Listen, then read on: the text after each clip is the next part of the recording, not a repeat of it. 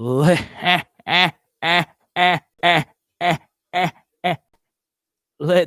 go. Come on, ladies and gentlemen. What are we doing? There's no games, but we're still going to do a live stream, baby. So go on ahead, give me a go Tigers in the comment section below.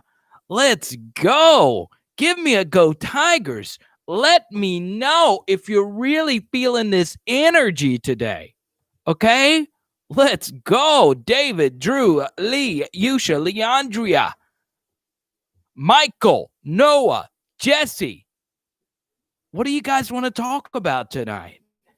Because normally we have a post-game live stream. You know, the term post-game live stream, like it's after a game. We don't have any games. So here's the thing. We could talk about coaching. We could talk about recruiting. We could talk about what you guys did for Christmas. We could do all of that today. And what's cool is that you could still super chat, you could still Venmo, you could still Cash App, and we can all be merry. So I hope all of you had a great Christmas. First thing I want to get to is obviously, you know, the coaching search is what you guys want to talk about, right? And obviously there's a lot of interesting names that you could bring up for the coaching search, right? What I would do is bring up one simple truth about college football, is that you never really know who's in the coaching search. You don't. There's all different kinds of talented coaches that would leave their current post to go elsewhere. And there are such things as hot names. There are such things as hiring people that you feel comfortable with. There are such things as guessing if LSU is going to hire a new passing game coordinator when you don't have an offensive coordinator. Sanche, our first super chat. Thank you so much. And then on top of all of that, we have to wonder, well, is LSU feel good about Ed Orgeron and Scott Woodward making these decisions? A happy holidays to Charlie, Kane, Sanche. So Sanche, you're the first super chatter. You let us know what you want to talk about. Drew bringing in the emoji, so that lets me know you're watching on your phone. That's some real dedication, watching on your phone. I know some of you have fantasy playoffs. I'll answer your fantasy football questions today as well. Coastal Carolinas tonight. I think UL is down to the wire right now. But I want to ask you this question. And honestly, this is the most important question. Because what I haven't done yet is I haven't done the super clicky, the super popular post, but David hits the nail on the head in the chat. It goes back to what I initially said. What makes this coaching hire very interesting is that Ed Orgeron himself is not a play caller. So he's having to call or hire someone to coach both offensive and defensive play calling. So normally, let's say, for instance, Gus Malzahn, who is an offensive play caller himself, he has an idea of what he wants to do on offense. Okay? Nick Saban is a former defensive play caller. He has an idea of what he wants on defense. Ed Orgeron has done neither. He has never called the plays. So it makes it a little bit harder because he doesn't have schematics that he likes to deal with, if you get what I'm saying. But on the other hand, it makes it a lot easier as well. He should be open to any new identity that any coach could bring that will work. So we'll see what happens. Now, I will do this, okay? I will answer your fantasy questions if you super chat it, because this is kind of weird because this live stream is just open to everyone. So if you do have a fantasy football question, let me know. So as Kane points out, Orgeron did want the 4-3 defense. So if he wanted the 4-3 defense, then he's going to hire someone that's going to run a 4-3. So a name that you guys have been throwing at me quite a bit, Marcus Freeman, is not a 4-3 defensive coordinator. He is a 3-4 defense. That's what they do at Cincinnati. So it is what it is. What did Kyler Murray do? I had the game in the background. I threw a pick. Typical Kyler Murray. It's either a Hail Mary touchdown or a pick in crunch time. Bruce says, I'm hearing Russ Callaway as the offensive coordinator and Ryan Nielsen as the defensive coordinator, which would make a lot of sense. That's a very affordable thing to do. So I wouldn't be opposed to that. Ryan Nielsen, who's an assistant for the Saints, a very sexy name. A lot of people are looking for that next Joe Brady. And the good thing about Russ Callaway is that Ed Orgeron wants to know, or he could see what Russ Callaway is about offensively. So it makes it a little bit easier to hire a Russ Callaway because you kind of already know him. And he already has a relationship with all three quarterbacks in the room. So we say hi to Eric, Noah, Michael, Bruce. Bruce, I'm telling you, one thing I like about Bruce comments is that he goes out there, and I like that. So Ryan Nielsen is the Saints. He's basically a Joe Brady, but on the defensive side. So, yeah. What am I drinking tonight? I am drinking a punch.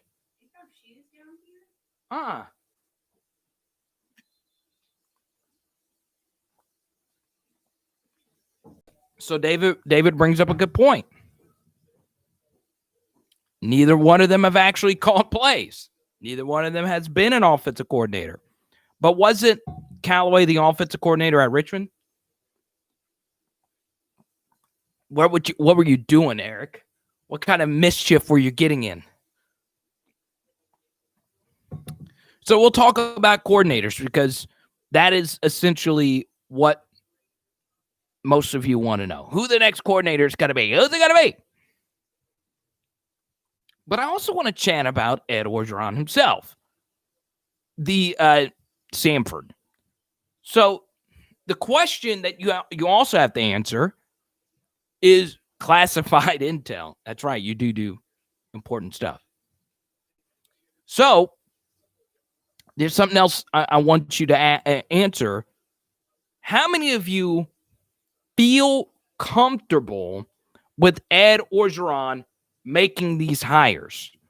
Type Y for yes, type N for no. And it's not just Orgeron. We're talking Scott Woodward, who has made hires in the past, such as Jimbo Fisher. Do you feel comfortable with him?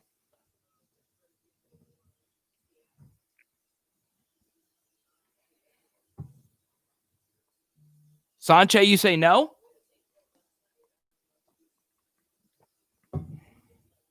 Kane says no. Eric says yes. Nick says yes. Overtime says he wants Oliva back. Oh, there's layers to that. LSU fan says no. Carvis says yes. Rodney says yes.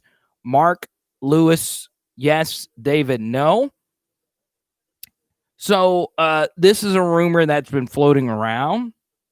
Graham Harrell as the LSU offensive coordinator. Obviously, Orgeron's ties with USC. Graham Harrell currently at USC. Graham Harrell, the former Texas Tech quarterback. If you're over the age of 30, you know all about how good Graham Harrell was in college. Eric makes a good point here, a really good one. The budget says yes. So And it's very interesting. I would say this. The reason why I would say I do feel comfortable with that Orgeron is that he was the one that ultimately did hire Joe Brady.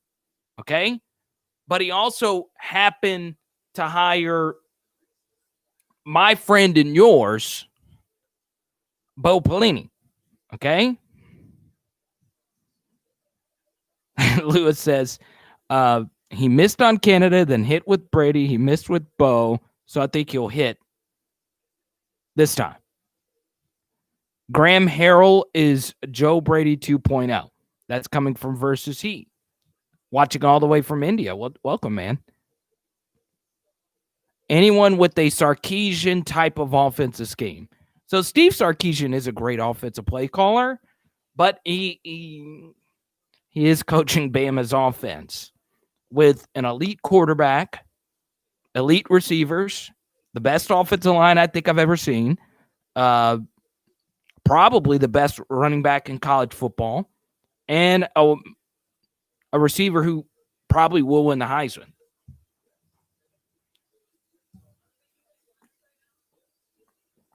I like your thinking, Kane. Hire someone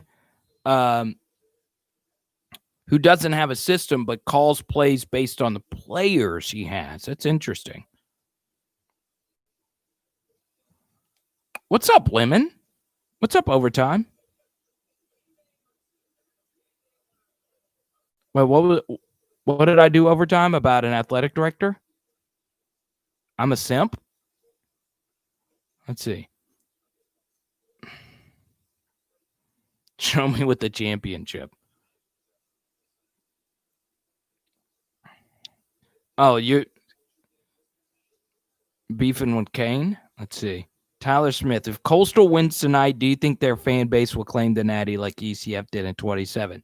You know what's funny? I don't have a problem with what UCF did in 2017. I really don't. And so many people make fun of them, including myself. It is kind of funny.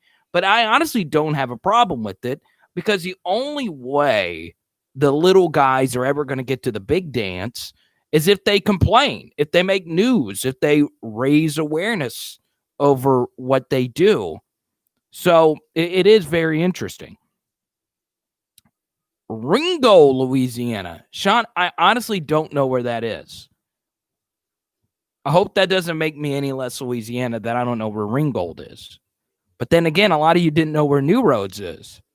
Where is Ringgold, Louisiana? We need that 03-2011 defense. Let's get Derrick Mason, who I think would be a fine hire. It's just you're going to have to pay him a lot. And here's the thing. Derrick Mason has not been a defensive coordinator since 2013. I just think him being a head coach at Vanderbilt so long, I never thought he was a bad head coach because he's coaching at Vanderbilt. That's just such a tough job.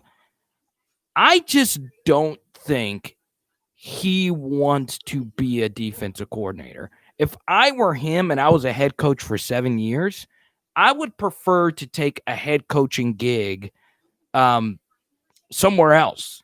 And I would be shocked if Derrick Mason couldn't get a non-Power 5 head coaching gig.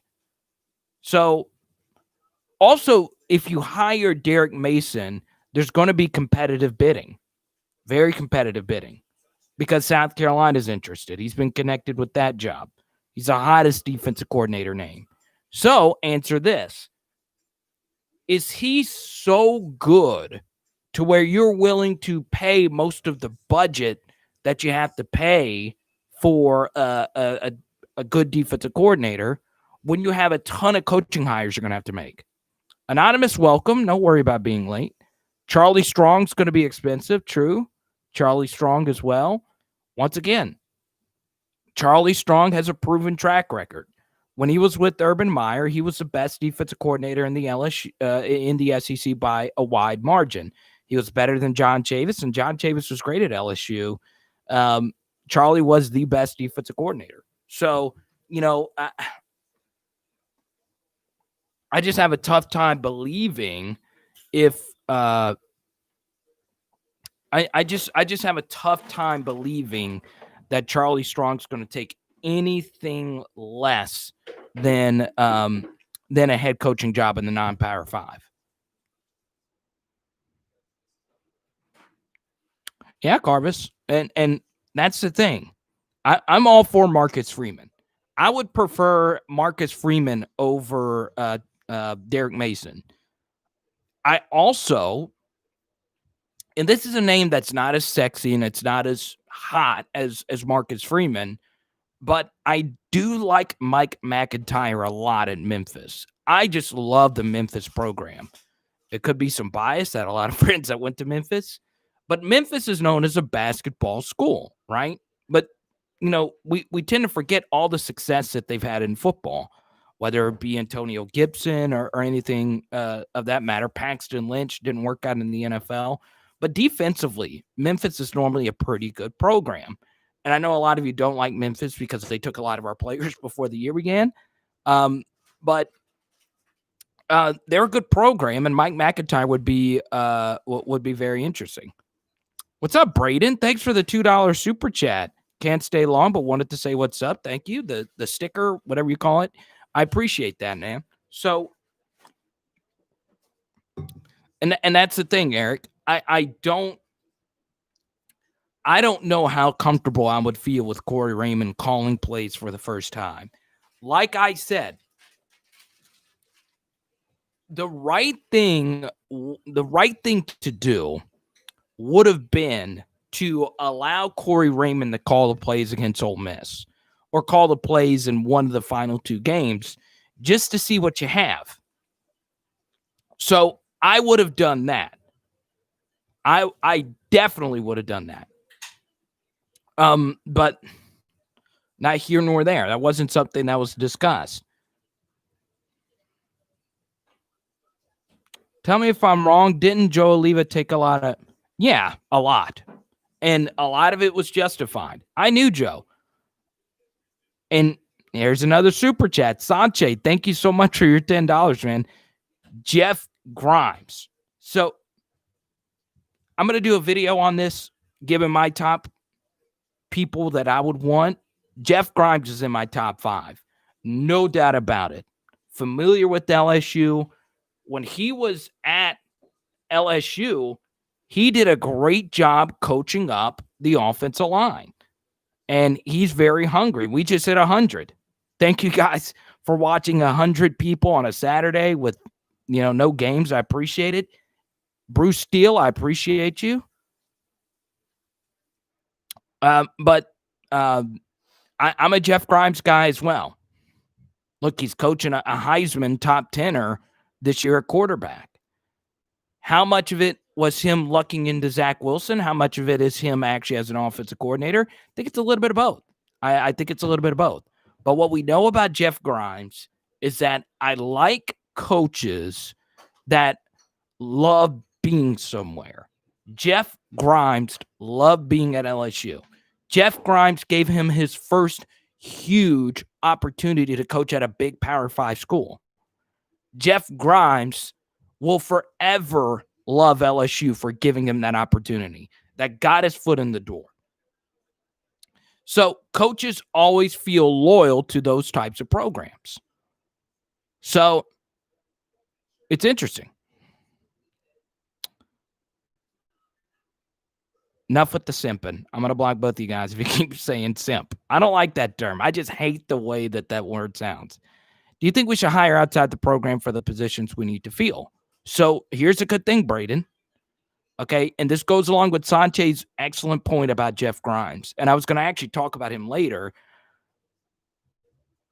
You see, you get the best of both worlds there. Because Jeff Grimes and Orgeron have a relationship.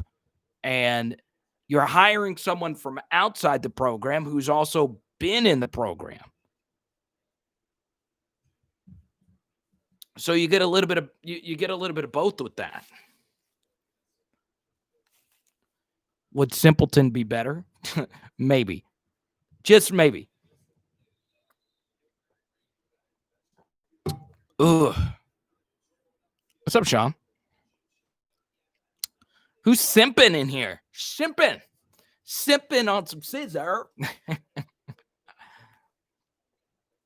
No, I just don't. I just don't like. I don't mind debating in the chat. I just don't like it when start arguing. It's like, oh, and I'm just like, oh, I'm just talking while these people are fist fighting over here. We need overtime and Carvis is getting a ring like Nate Robinson and Jake Paul. Let's go. I'm kidding. We do not promote violence on this channel.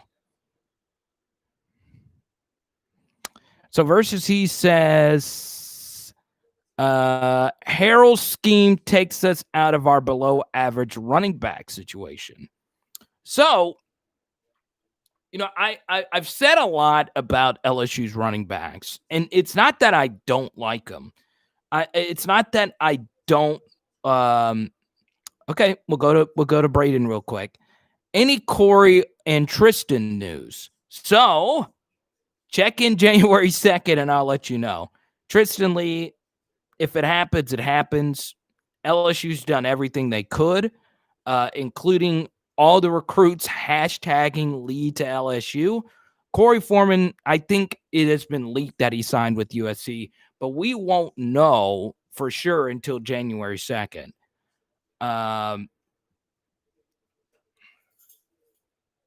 4 or 3 or 2 or 3, not as good as one, says he's got eggnog, listening to Mark Chesney. Who is Mark Chesney? Who in the heck is Mark Chesney? I know Kenny Chesney, and I would not get caught dead listening to Kenny Chesney on my time off. I listened to too much Kenny when I was a country music host.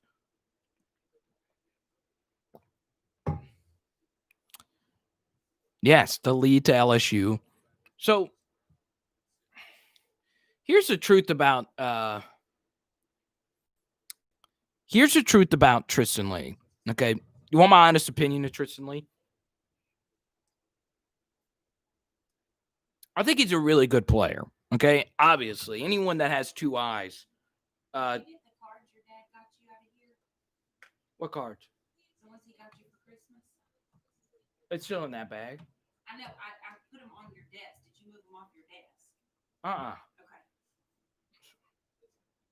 Let's get this on. So yeah, no Kenny Chesney allowed in here.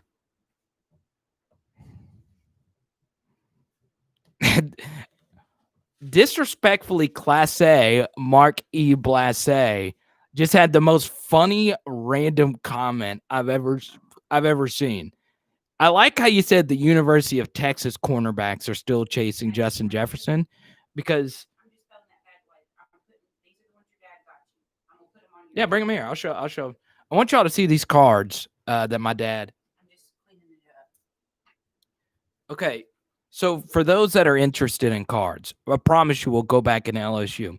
So my dad's like a legendary memorabilia collector. And every year I don't like to tell him what I want memorabilia-wise. So he always gives me a random player. And he hooked me up with this Gary Danielson autograph card. And I would give it away if one of you would actually want this. So, and then he also gave me a Gary Danielson PSA random tops non-rookie card PSA 10. This is probably, these cards together are probably $5. Just wanted to show you all that. Yes, the commentator. He was once a really good quarterback. The Lions. Exactly. I just like that you said Texas. You didn't. So here's the thing. All right, back to Tristan Lee, because I don't want to lose y'all with Gary Danielson, even though Gary is a friend of mine. Gary and I would hang out at SEC Media Days. Cool dude. I know, Kane, and a PSA 10. But anyway, Eric wants to see Boog. We'll get Boog on in a moment. Girlfriend is doing some crazy house cleaning in here. Because Christmas, Christmas is always a mess. But I just like that you said Texas. You could have said Oklahoma, the game that he scored 4 touchdowns in the first half. I'll pay you $10 to burn him. I love Gary. I don't know why. I've never understood the Gary hate. He's just a commentator. like me. There's some dude with the microphone. My best friend calls him his second. 81 TDs, 78 picks. That's great. Don't hate on the 78 picks.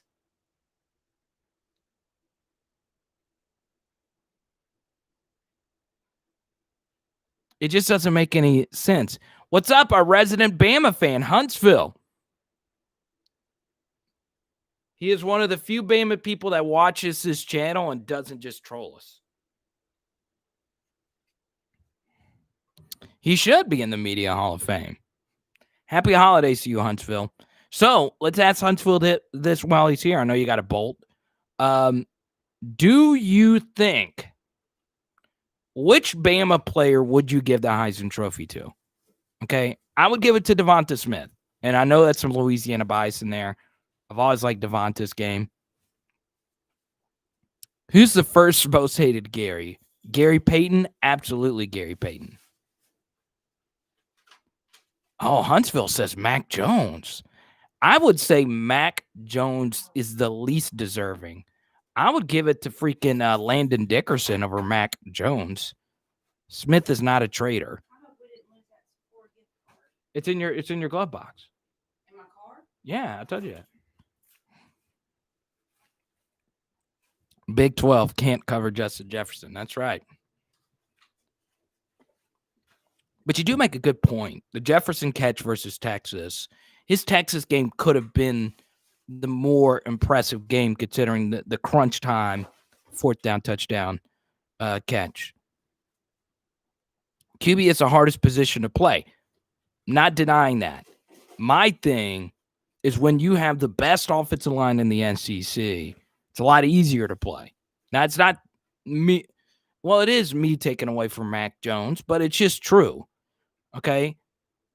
And I understand. There was someone, I believe it was Aaron Suttles on Twitter who was making this case. And Aaron's a great writer. Someone was getting into the Mac Jones versus Joe Burrow debate. And honestly, they're not close to me. And I know I'm a big Joe Burrow fan. But if you were to sit down and actually watch all of their touchdowns, okay? And I promise you, this is me saying this is obviously really biased, but it's true. If you sat down and watched Mac Jones play a full game, he never gets touched. He never gets touched. That is not the case with Joe Burrow. It's just not. Joe Burrow got hit a lot. And I think Joe Burrow has far more electric play-making ability. So, honestly, I would say Joe Burrow is better than Mac Jones. And I know it's not like a super hot take, but Mac Jones' stats are ridiculous. But then again, I'm asking you guys to be as objective as you possibly can here. Joe Burrow is a monster. That's a good point. So I was doing ESPN radio last week in South Carolina, and I was talking about this thing. There should be a separate award. There should be a separate Heisman Trophy for quarterbacks and everybody else, because the quarterback position is just so much more advanced and the game is just so passing oriented. For instance, Jalen Waddle is a better overall player than Devonta Smith. Not by much. They're both great in different ways. But, Alabama lost Jalen Waddle and they were still the best team in college football by a mile. So, it is what it is. Overtime is on something tonight.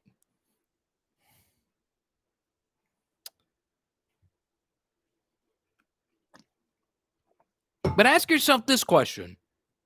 If you were Devonta Smith, and at the time, the Les Miles early stages Ed Orgeron era was happening, wouldn't you also go to Alabama?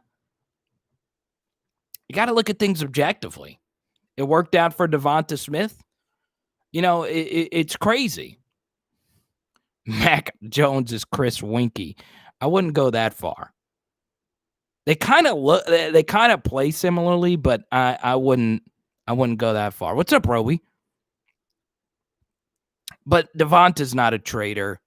They're 17 and 18-year-old kids. You know what's funny? There's actually more risk for him to go to Alabama. And the reason why is because if you go to Alabama and you don't work out, there's no turning back. You can't just go back to Louisiana. Like, for instance, like Hootie Jones went to Alabama and he was just like a decent player. Okay? If you go to LSU and you're a decent player, you're set for life. Okay, Trey, thank you so much. So I did include Myles Brennan as the title. Thank you for your donation. Have a coffee beer on me. YouTube takes half of that. So I would like to go somewhere where I can get a good coffee for $2.50. My girlfriend makes the best coffee ever. The Elf Sugar Cookie Creamer is the best thing ever. But Trey, thank you so much. So we will switch to Trey, thank you for your super chat. We will switch to Myles Brennan. So how many of you, and Bruce says Brennan or Johnson next year? Well, I wouldn't count out TJ Finley. I would not count out TJ Finley. We'll get to country later. Darius Rucker or Kenny Chesney, and that's crazy. The bigger thing about Darius Rucker and Kenny Chesney is that they both support crappy football programs. Rucker, South Carolina, and Chesney, Tennessee. The one thing I like about Rucker, though, is that you'll never catch him dead wearing a uniform of another team. Whereas Kenny Chesney's like a fan of all the teams. But anyway, and I saw both of them in Tiger Stadium, ironically. But Darius Rucker's way better than Kenny Chesney. Back to Myles Brennan. So let's just throw it out there.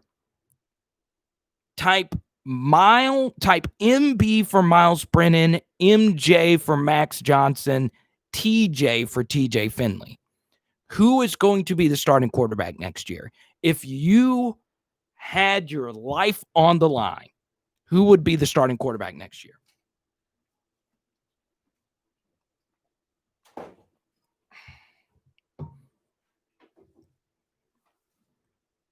Now, once again, this is who you believe. No, this is who you think will be the starter next year. Cody's just counting Myles Brennan out altogether. Trey, okay, so it seems like Trey's a Myles Brennan fan. You're the one that's in the super chat. MJ Max. Kane said ME. I like that. Myles Brennan, TJ. What's up, Titus? Welcome to the channel, man. The Miken, welcome to the channel. What's good, Vernon? Thank you for those positive vibes. Welcome in, Vernon, from the Auburn channel. Vernon Speaks Sports Auburn. Lots of news going on in Auburn. You know, at first I was making fun of their coaching hire. I was actually live on ESPN radio when they made the hire. And I made fun of it because I was a Gus fan. Guess what? Brian Harsin actually makes a lot of sense. We'll get to that a little bit later. Eric says Nussmeier. No way. I would be very, very perturbed if they handed that job to a true freshman with 3 experienced guys coming back in. Nussmeier would need to walk in and be Joe Burrow. So, Lewis says MJ because he brings more to the offense. TJ Finley is slow in decision-making while he's a true freshman. Max was also slow in decision-making too. Jonathan just said he noticed the Sports Illustrated cover. Jonathan, of course, the one that sent that to us. Thank you so much. Trey said, okay, so Trey's the one that asked the initial question and donated to the channel. So I want to take his comment right here. I think it'll be good competition, but if Myles stays healthy, I think he wins the job. Happy with what I saw from all 3. Whoever the kid who started against Florida better start. That's a good point, Huntsville. And that's a neutral perspective. Huntsville has no ties to any of them. Kane makes a good point. All 3 of them are slow in decision-making. Myles Brennan was really slow in his decision-making against Mississippi State. Got better against Vanderbilt. Vanderbilt's so bad you can't really judge that, and then against Missouri, he tore him up. And then he got hurt. DBU says TJ never starting at LSU again unless every quarterback gets hurt. Eric makes a good point here. Sometimes the guy who loses a job could end up being the best quarterback of them all. And right now, if you were to ask me which NFL quarterback I'd rather have, I'd much rather have Jalen Hurts than Tua, even though Tua was a better college quarterback than Jalen Hurts. Even that's debatable. So sometimes you pick the wrong guy, or sometimes the guy who's better now ends up not being better long term. Thankfully, a decision like that, turned out to be a national championship decision for us. Dwayne Haskins was far better than Joe Burrow at the time. He had more experience, but lucky enough that worked out for us. So it's kind of weird because it's an all or nothing type of thing, especially when you're factoring in the transfer market. Here's the one thing I will tell you that I know, okay? The one thing I know is that I don't know. I don't know who the starting quarterback should be. Well, Max Johnson won the final 2 games. Max Johnson got us our best win of the season. And guess what? The best quarterbacking performance this year was Max Johnson by far on the road against Florida. So he deserves a lot of credit for that. But if we're going to be real about Max Johnson, he went on against Ole Miss to throw for over 400 yards. He was great. The weather wasn't great. That's something else you got to factor in about Max Johnson. Not only that, he only had 1 week to prepare for Florida and Ole Miss. The weather wasn't ideal for either of those games. And in fact, the weather changed midway through the game both times. So he legit played in 2 separate environments, in 2 separate settings within those games, and won both of them. So he deserves a lot of credit. But what I will tell you this, Max Johnson missed a lot of throws against Ole Miss. A lot of throws. And what concerned me the most was that he missed a lot of throws in the red zone, which was weird because against Florida, he was really good in the red zone. So after rewatching the game against Ole Miss, once again, I'm not a professional quarterback evaluator. I'm not Jordan Palmer. I'm not Quincy Avery. I'm not someone that knows the position like the back of my hand. But I could tell you this, or James Washington is a great Louisiana quarterback developer and a friend of mine in college. I'm proud of him. What I can tell you is this, is that none of the 3 guys are so good where there is a sizable gap amongst the 3. And the problem with that is that it doesn't give you clarity. And that's what really concerns me about LSU, okay? And DBU7 makes a good point. Our offensive line may not be good enough for Max Johnson. But this is what concerns me, okay? And this is why you come to my channel. I try and tell you something that you're not thinking about at the moment. This is what bothers me the most about LSU and their quarterbacking situation. All the quarterbacks that LSU is going to go through, the decision over who's going to start is not going to be a clear one. And the reason why is because all 3 of these guys are very smart. All 3 of these guys work really hard, according to my sources. I think a lot of you would agree with that. All 3 of them work really hard. But the thing that concerns me the most is all 3 of them do different things well that could impress you in practice and could make you more indecisive. Because sometimes what's worse than actual incapability at quarterback is indecisiveness over who you are going to have at quarterback. And that's the problem. So think about it this way. And I'm so glad that you guys super chatted and wanted to talk about Myles Brennan, because it's not just about Myles Brennan. It's not just about TJ Finley. It's not just about Max Johnson. It's all three of those guys being very good. None of them are exceptional. None of them are exceptional. Okay? I think we can all agree with that. They're all very good.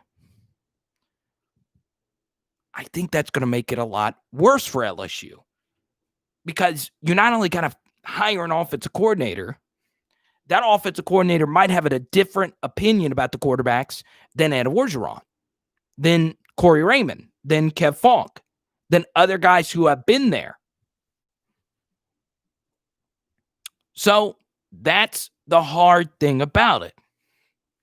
So one thing that could help out LSU's quarterback room, and this is going to sound weird, all right? Michael, we'll get back to the coordinators in a moment. So, Jonathan, that's a great point, because it could be a positive because of the competition factor. Great point. During next year, preseason camp has any of the three quarterbacks can't afford to have a couple of bad practices. They could lose the job if they do. So I'm so glad you brought that up, Jonathan, because guess who won the practices the first time around in the battle of the true freshmen? Well, it was TJ Finley who won the practices. Those practices can lie to you. Now, TJ Finley was good against South Carolina, and he was good against Arkansas. But in both of those games, he did have weeks to prepare. Max Johnson won his games without weeks to prepare. Huge difference. Huge difference. And Max Johnson opens up the playbook simply because he is a threat to run, even though he's not a good runner. He's really not a good runner at all.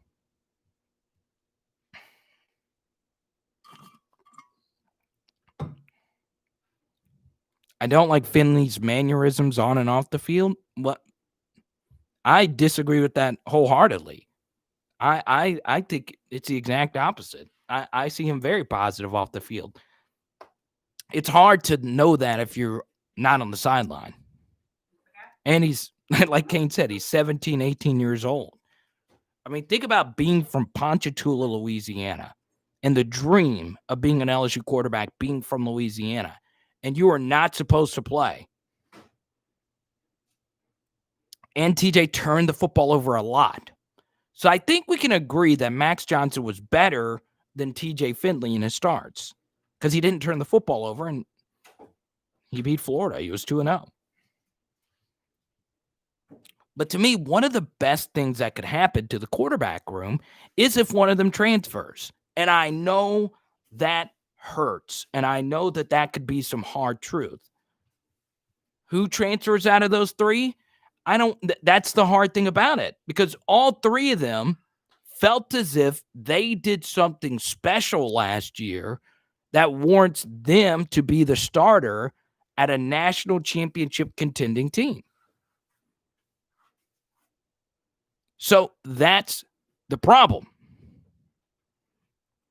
And Landon points out exactly my next point. Okay?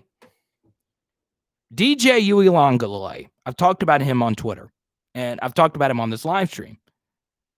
DJ Uiagalelei is a good quarterback at Clemson. He's the backup. He's a 5-star true freshman from Clemson.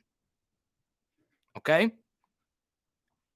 DJ Uiagalelei is the future of the quarterback position at Clemson. There's clarity.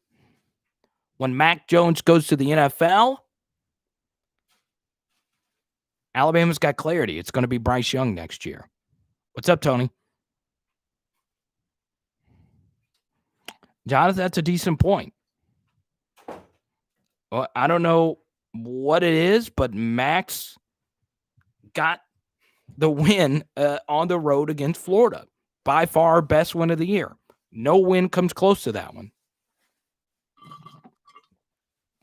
And I think TJ's got the intangibles too. And the funny thing about it is Max Johnson is not an effective runner. He's just not. Most of his design runs did not work. He's not a good runner. But the fact that he's a half-decent runner opens up a few things you can do. Welcome, Debbie. And Max did that with all the opt-outs. Jay Morsey is a Garrett Nussmeier guy. So it really is up in the air. It really is up in the air. Don't forget about Michael's super chat. Okay, let's go back to Michael's super chat. All right. So you want to go back to the coordinators. All right. So let's go back to the coordinators. What's up, Mark? And welcome, Mark. So when I started the show, and I've said this in videos, and Daniel super chat that question, I'll get to Eric Gilbert. I really don't want to talk about Eric Gilbert tonight. Not because I dislike it. It's just I've done so many videos on that topic. There's only so much I could say. I hope he comes back. But if you super chat it, I'll be happy to talk about it as long as you want. But one last thing on TJ Finley. The Arkansas game was the same thing as Max Johnson, the point I was making earlier. The weather changed in that game, and TJ Finley led us to a game-winning drive in the rain. So that deserves a lot of credit. So let's talk about the coordinators. The first thing that we brought up, and we've already and welcome, Robert. You're right. The young guys grew up before our eyes. So the one thing we already brought up is, do you feel comfortable with Ed Orgeron making the coordinator hires? And as you guys pointed out, the coordinator hires are very important, obviously, but they have to be made on a budget. So if you're at Orgeron, if you're making coordinator hires on a budget, that makes it so much easier to hire someone that's already in the building. I would feel the most comfortable with Russ Callaway being hired as the offensive coordinator, simply because he has history calling plays. He's done so at Stanford. Now, for an in-the-building hire, obviously Corey Raymond's a name that a lot of you guys have brought up. The reason why I wouldn't like it is because he is your best position coach by a wide margin on the team. We have questions about James Craig. We have questions. He's only a year in, but some of you have questions about Kev Falk because our running back position wasn't great. We didn't see John Emery take the step forward that we thought. LSU's receivers coach, on and off the field, there's questions regarding his future.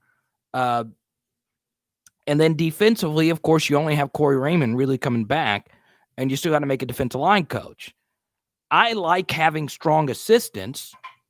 So, if you put Corey Raymond at defensive coordinator, a place that I don't think he's ever been a defensive coordinator, that becomes an issue. So, a lot of you have mentioned Derrick Mason. Derrick Mason's going to be the hottest defensive coordinator name out there. So if you do decide to hire Derrick Mason, this is a problem you'll run into. If you're saying that you need to make budget hires, well, Derrick Mason's going to want everyone to be his defensive coordinator, simply because he's a head coach that's in the SEC. And when he left Stanford, he was the best defensive coordinator in college football. So it's a problem. So, I just think the best thing to do, and I said this so many times during the season, and if you've listened to my channel, I think in a dead season, LSU did not do enough experimenting, okay? Even when TJ Finley was playing well, you heard on this live stream that I said it would be stupid to not start Max Johnson because in a dead season, you needed to see what Max Johnson was all about if he was your quarterback. So that was one thing Ed Orgeron did right. But if you know you're going to fire Dave Aranda, and they knew that they were going to do that for a couple of weeks, I've learned that. There was talks about it. If you knew that that was going to happen, and if Corey Raymond is a serious defensive coordinator candidate, it would have been stupid to not let him call the plays on defense just to experiment to see how it worked. So it makes no sense to do that. So Overtime is right about skepticism regarding Derrick Mason because you're going to have to sign a huge check. If you want him to be your defensive coordinator, you're going to have to pay him north of $1.5-2 million. And do you want that? He's not called plays since 2012 as a defensive coordinator. So that's a problem. Now, he is in the SEC. This last year, the best defensive coordinator in the SEC for the first part of the year was a fired head coach for Arkansas, obviously. So Barry Odom was the defensive coordinator at Arkansas this year, was excellent. So, yeah, I mean, if you're LSU, I personally, if Derrick Mason was hired, I wouldn't hate it, but I also wouldn't love it. I would rather Charlie Strong. I would rather I really like Mike McIntyre out of Memphis. I really do. He's seasoned. He's been a head coach. He's also been a really good defensive coordinator. The same thing with Charlie Strong. He's been a great head coach. He's been a great defensive coordinator. Marcus Freeman's another guy that I like a lot. He's a young and up-and-comer, looking for that first huge payday, that first huge big job. Well, Marcus Freeman's going to be up for a lot of jobs. So we'll see. We'll see what happens.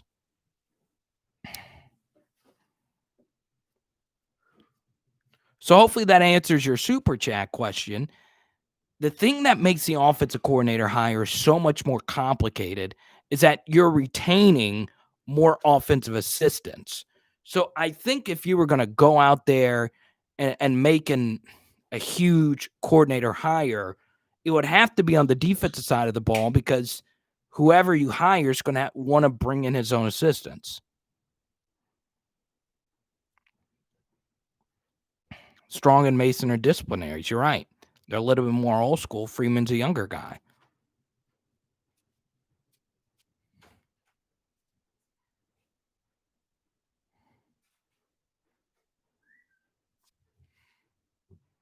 Jim Leonard.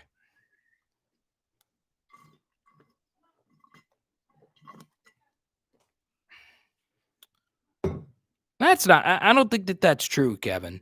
I don't think that that's true. Let me see where I put my bottle of water. Here we go. I don't think that that's true. I don't. And the reason why I don't is because Pete Golding's really talented. What's up, James from Little Rock? So yeah, I think it's more than just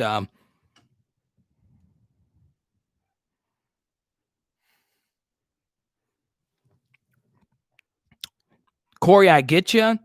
The difference is that I don't think you can compare Derrick Mason and Will Muschamp simply because Will Muschamp recruited a top 20 roster recruiting every year. Derrick Mason, there's nothing you could do to recruit Vanderbilt. She being bad? I'll get her on there in a second. Boog's coming up in a moment.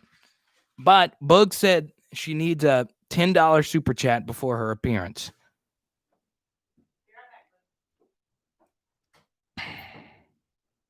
Bo Davis, hot name for defensive line coach. Everybody's waiting for Boog. I've gotten a few texts. Where's Bug? Where's Bug? I thought I was the one that you guys are here to watch. Everybody wants to see Boog. SEC fans and Dog fans are the same group of people. Not many SEC cat owners. Who do you get to be the D-line coach? So Bo Davis is a sexy name. Has been connected to LSU.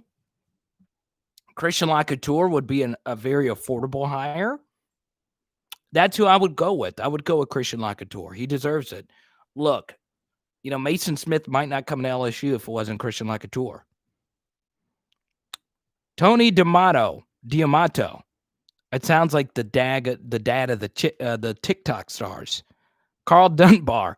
I don't know who Tony D'Amato is. Carl Dunbar, that name slips my mind right now. It's so hard to keep up with all these names. That's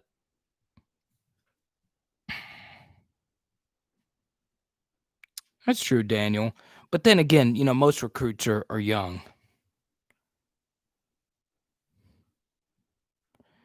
That's true. We don't get Mason without the 4-3 also. It's true.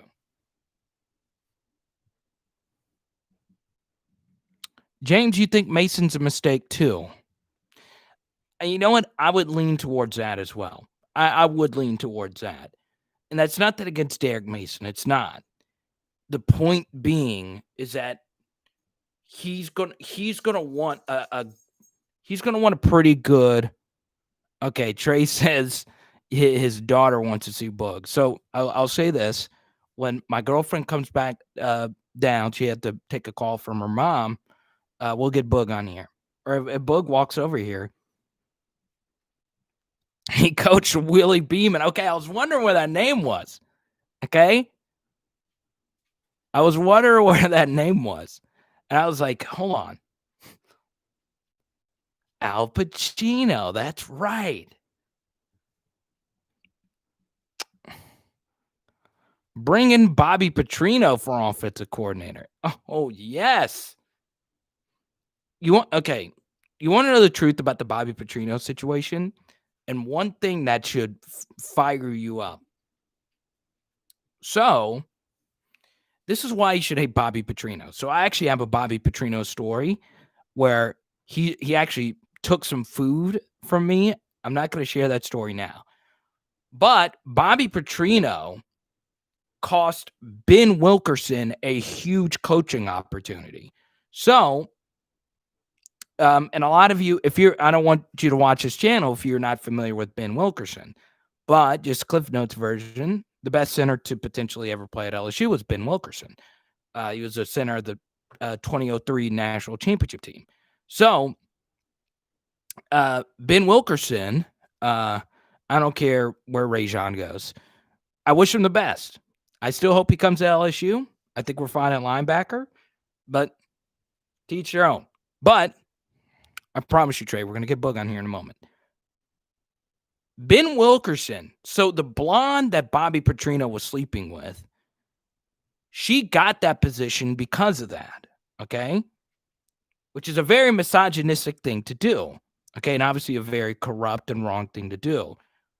Ben Wilkerson was up for her position and was a leading candidate to become a huge graduate assistant and work his way up the ranks. Now you see the connection, especially knowing that, people of color, especially Ben Wilkerson, who has a football pedigree unlike any other, has a football mind unlike any other, his position was taken away because of that, or he was up for that position because of it. And that's the side of the story. She took a spot that deservingly went to someone like that. And she also hurt women in the process because colleges became more against hiring women because they viewed them as just sleazy, sleep artists. I don't want to say a bad word. And that hurt women. So essentially what Bobby Petrino did hurt two different groups of minorities. Okay? So that fires me up. The Bobby Petrino thing ruined the football program that, I grew up in Arkansas. Most of my friends cared about. And he hurt women and people of color at the same time. That decision had huge repercussions on a lot of people. He let down all of his assistants. He let down Ben Wilkerson, who was up for that position. So if you love Ben Wilkerson and you know how hard he worked for our Tigers, that should fire you up. But anyway, let's get back to JJ. What's up, JJ from Shreveport? LSU 12-0 next year. And Tony, that's how I remember it. It's vague, okay? I do remember Ben Wilkerson being up for that position. And I don't know what he's doing now, but that's the thing. You know, we talk about opportunities for anybody in the coaching field. It's hard because coaches get recycled all the time. Coaches give positions to people because of favors. That is a perfect example of that. Is that true, Eric? If they did that, I would slap USC. Hit that like button, like Overtime says. Okay, Booger just knocked over her food. All right, she's over here right now. Hold on one second.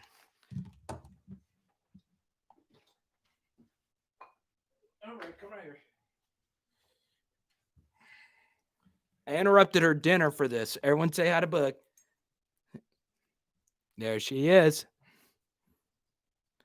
Is that real? Rajon Davis getting USC's number 5 for a linebacker? Is that a real thing? She's got to go back to eating her food. We'll put her back up here and again. All right.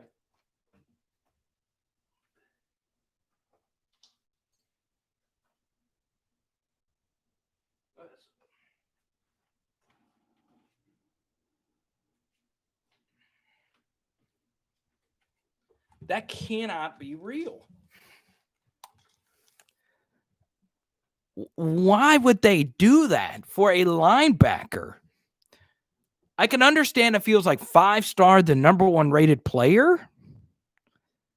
But why would any player want the pressure at linebacker to wear the number 5 uniform?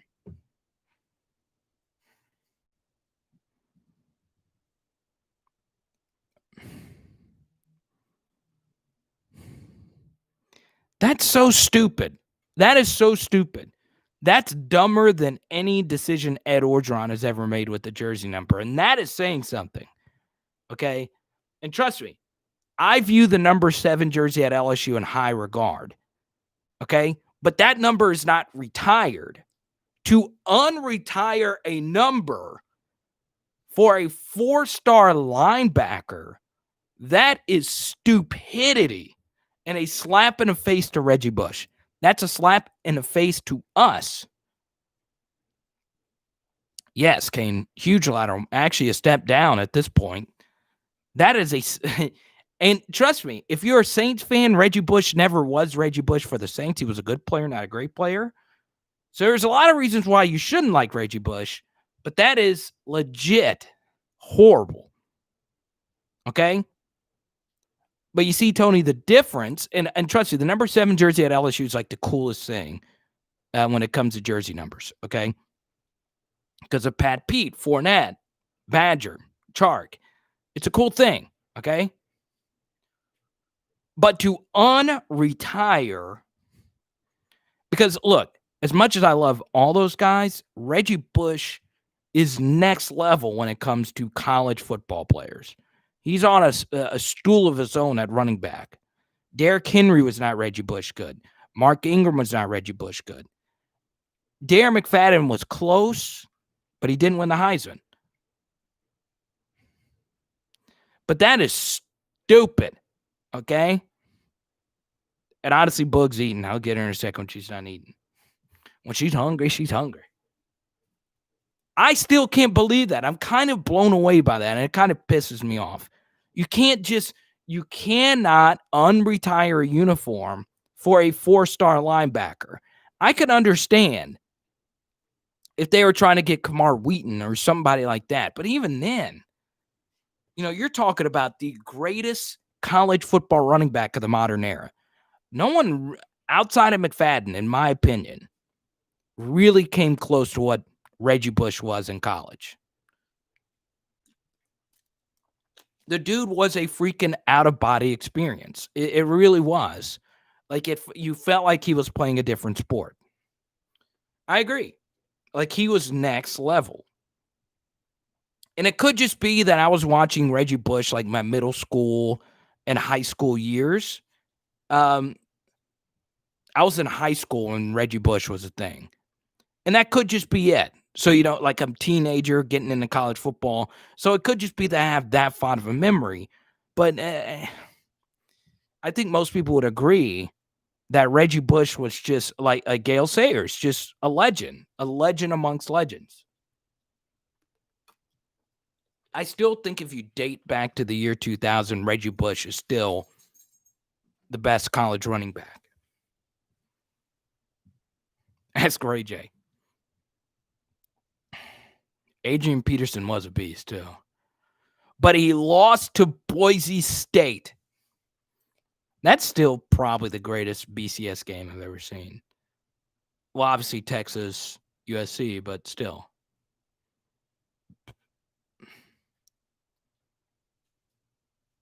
Bruce, I feel like you're trolling me. You coached in San Diego? That's funny. McCaffrey's up there, too.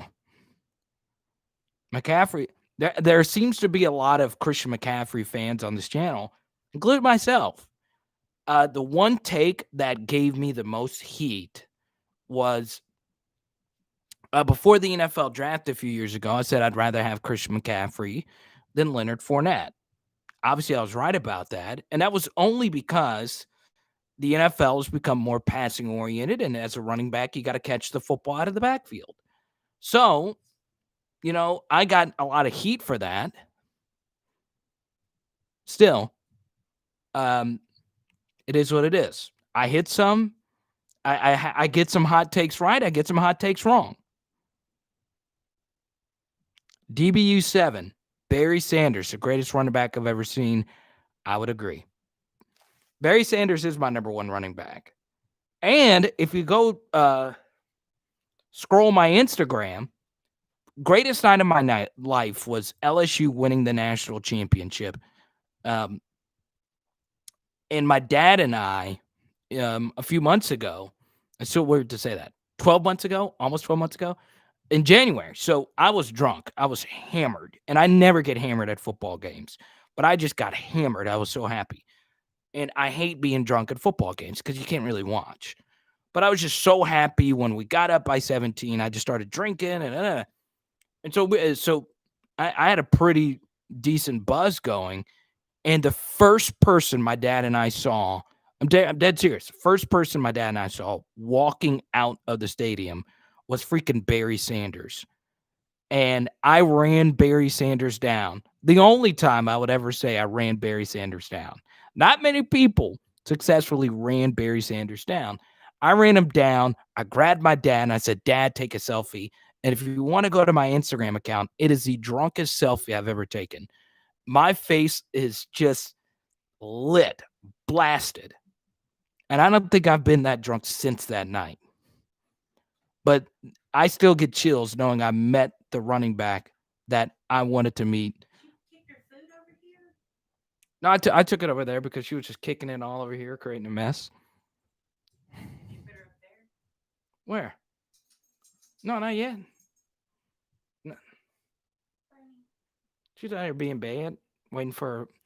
Trey said Trey's already seen Bernie once. I showed Trey Bernie really quickly.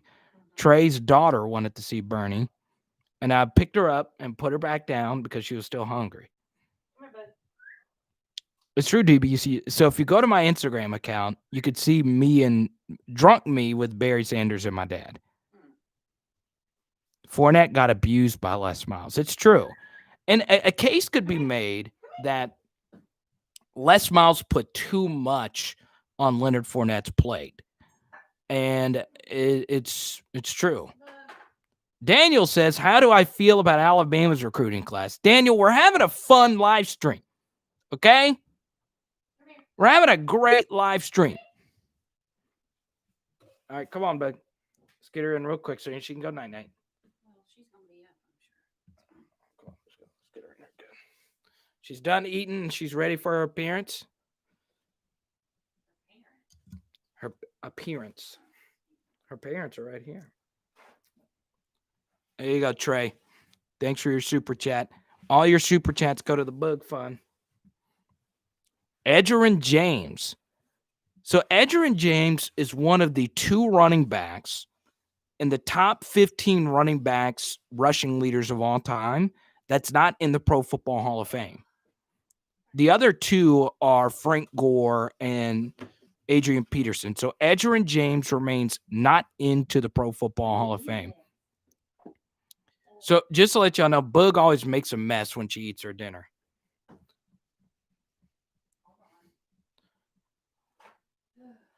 I see you met Pat McAfee too, just as legendary as Barry Sanders. That's a good question, Zach. He's got the opportunity, Bug strong. Obviously, how quickly can he pick up the playbook and can he cover guys in space? We know he can hit. That's what they all say. When they say he's going to be one of the hardest hitters ever at LSU, the most important thing is can he cover? Everyone say bye to Bug. She's ready to go to sleep. Come on. Good night, Nate. She got a hit. Marshall Faulk was a beast out of New Orleans. Carvis, I don't know. Honestly, it's to the point where I don't even think Saban's doing the recruiting. Like, I think it's to the point where they tell the recruits, look, if you commit, we let you talk to Saban. And then they commit, and then Saban says, thanks for coming. So there you go. If Cox could do it, Strong will do it. Well, that's not true, Blake. Jabril Cox is a great cover linebacker. Could be the best coverage linebacker we've ever had at LSU. Strong's more of a thumper, which is what LSU desperately missed this year. Plaga, what's up, dude? That's true, JJ. The talent was always there, but I'm telling you, this freshman class balled out. You know, if Eric Gilbert comes back, Eric had a good year.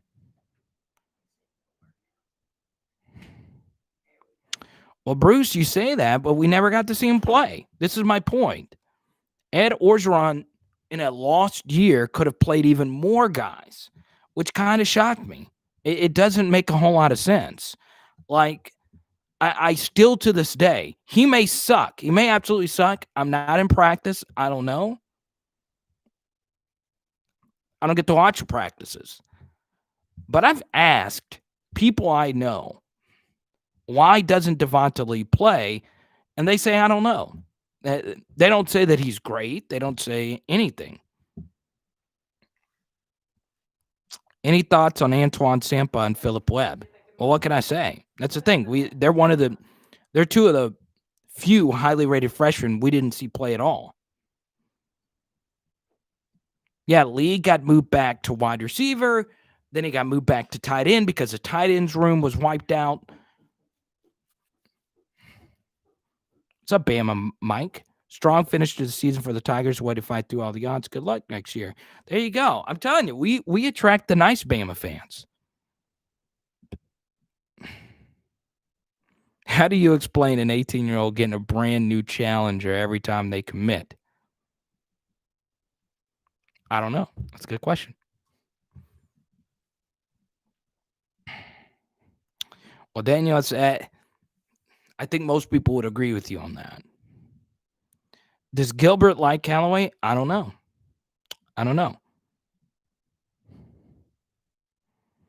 So we'll see. Now, some of you say Bo Pelini didn't like Devonta Lee. Cannot confirm nor deny that. I just feel as if I keep criticizing Bo Pelini, I'm beating a dead horse. You know, he's gone. I said before any of this even happened that he was a horrible hire. And I said it on a channel that wasn't even mine. I was saying it on someone else's channel for a video for their channel.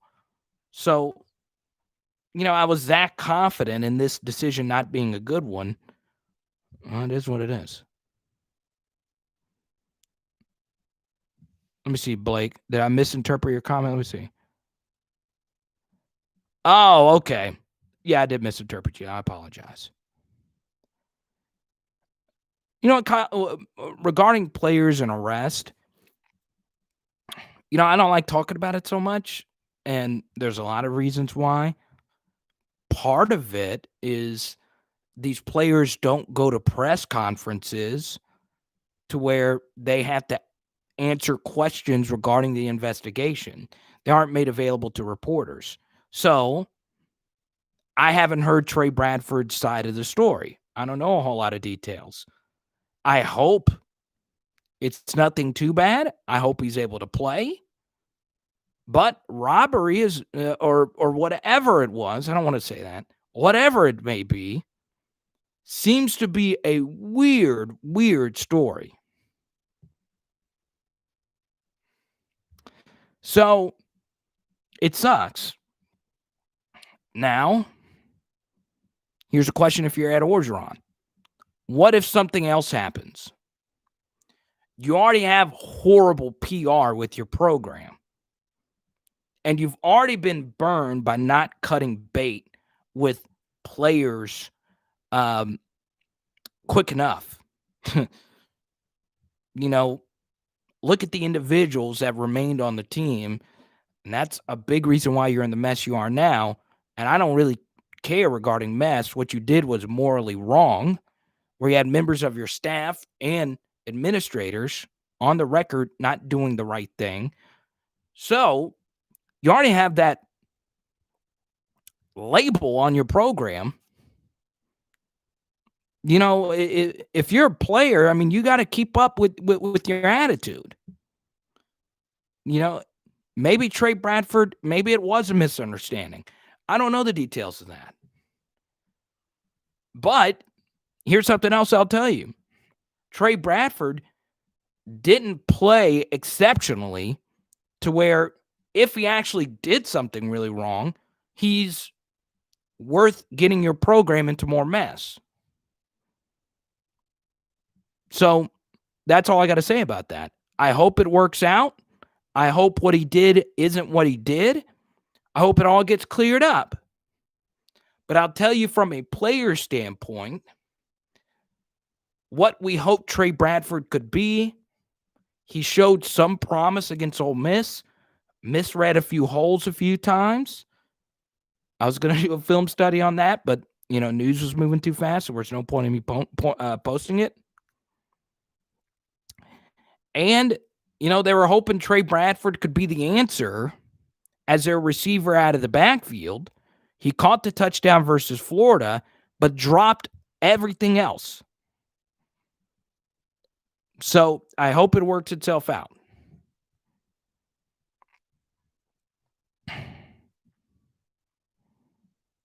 A misdemeanor summons. So yeah, maybe it's a misunderstanding. Welcome, Grant.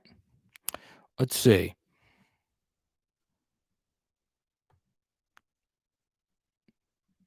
I agree, Carvis. I really do. So I hope he comes back.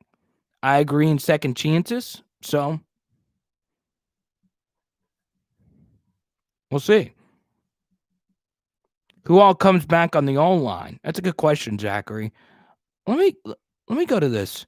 Trey Palmer might be the player to watch next year. Okay, so to Daniel's point about Trey Palmer, Trey Palmer's tape against Ole Miss was really good. He did a lot of little things right. Max Johnson, this was such a bad miss as a quarterback. In the first quarter, if he would have thrown the football where it should have been thrown, Trey Palmer would have walked into the end zone. So Trey Palmer looked really good against Ole Miss, and he does have a claim to be a starting wide receiver next year. I hope he sticks around. I hope he works itself out. But some of you have been telling me about Deion Smith. Some of you think Deion Smith is the next dude.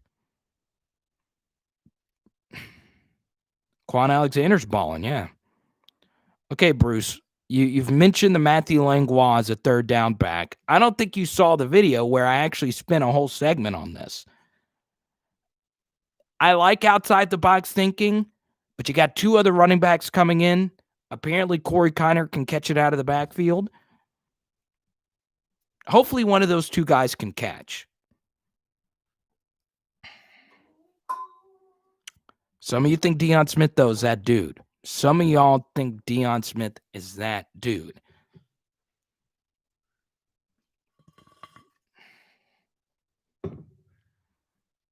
He could be. I don't know. I don't know enough about him. His tape does look really good. Well, I know, Bruce. I know. And Matthew Langlois' tape is ridiculous.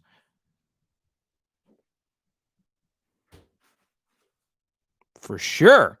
Adam said for sure Deion Smith's going to be that dude. Quiet dude. No commitment drama. His dream school has always been LSU. So you get 3 wide receivers from Louisiana, and you get Deion Smith. Brian Thomas Jr. could still be out there. There might be too many mouths to feed. That's a good question, Overtime. Ajayi Hall is a baller. If he puts it all together, that kid is going to be a monster.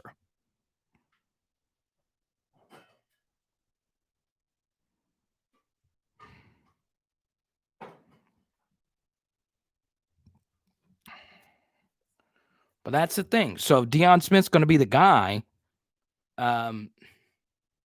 Whose snaps are you taking away? Are you taking away Keyshawn snaps? No. Are you taking away Coy snaps? No. Coy Moore was a mixed bag, though. As was Keyshawn. Keyshawn was more good than bad. Early on, he was really rough. He's a true freshman playing wide receiver. What about Trey? I thought Trey was really good against Ole Miss. I really like Jure a lot as well. Malik Neighbors.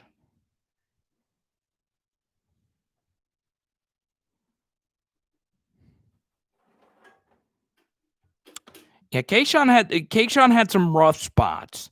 I'll tell you this, for a true freshman to get as many targets as he got, it's pretty remarkable. It really is. And he got a lot of targets even before the Ole Miss game. So that lets you know, one thing, that the coaches really believe in him. And number two, that the quarterbacks see enough out of him in practice to warrant that. Obviously, against Ole Miss, you should have kept feeding him. And then he was remarkable against Florida. And that was both games with Max Johnson. What's up, Marcus? Marcus's first comment is a live streams link. This is my kind of group. The receivers are ahead of Chase, Marshall, and Jefferson at this stage. Okay. Well, that might be true. That actually might be true.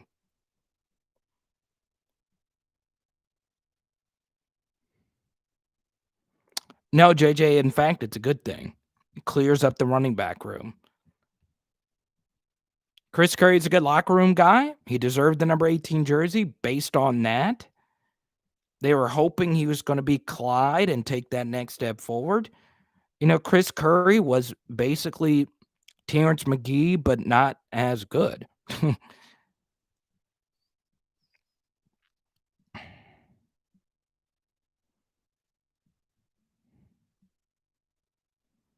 Oh, Daniel goes to Archbishop Rummel. And that's interesting. So you that's cool, Daniel. So you had Jamar and then you had Coy. Now you have Logan Diggs. So Daniel, you go to Rummel. Do you play on the team? What can you tell us about Logan Diggs? And then you got to go all the way back. And then you have Malachi Dupree, who played in an option offense. I am the Harringtons. That's that I am related to him, actually. A really good man. Distant relative, but I know him, and that's really cool.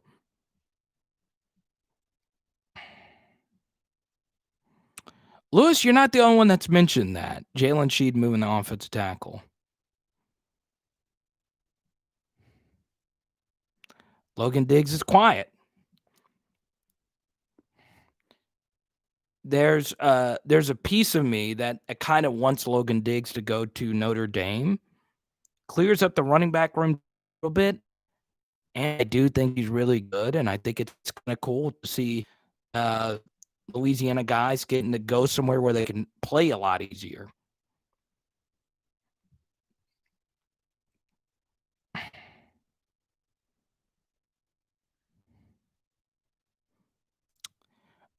Yeah, well, it's twofold with Malachi Dupree. He didn't put in the work, and I was told that by a few people.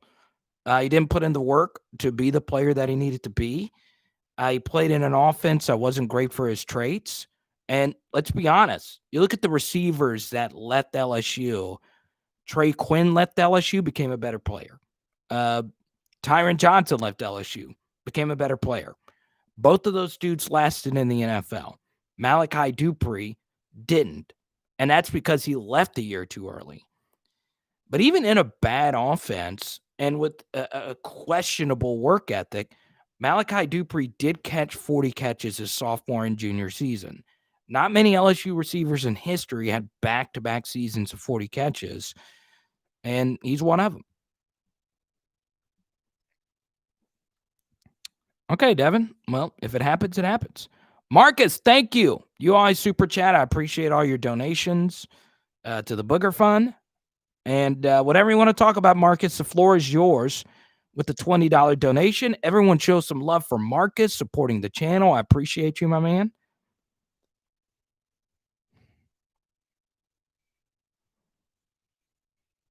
As long as you're not tweeting him in general, I'm so anti-tweet recruits. Unless I know the recruit personally, there's few college football players I know personally. So Desmond Jackson at Oklahoma State's a good friend of mine's. He finally got his opportunity, and he was one of the best running backs in the Big 12 when they actually gave him the football. But that's like my only close friend that's currently playing. But, even then, I hate tweeting recruits. Okay. What's up, Carvis? Carvis and Marcus. I shout them out all the time on the channel. They're both super smart. Every time they comment, I'm always like, wait, they're right about this.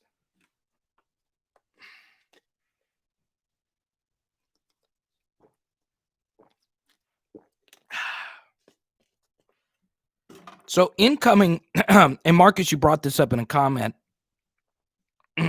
a few weeks ago, or a few days ago, about player fits, okay, for the incoming class.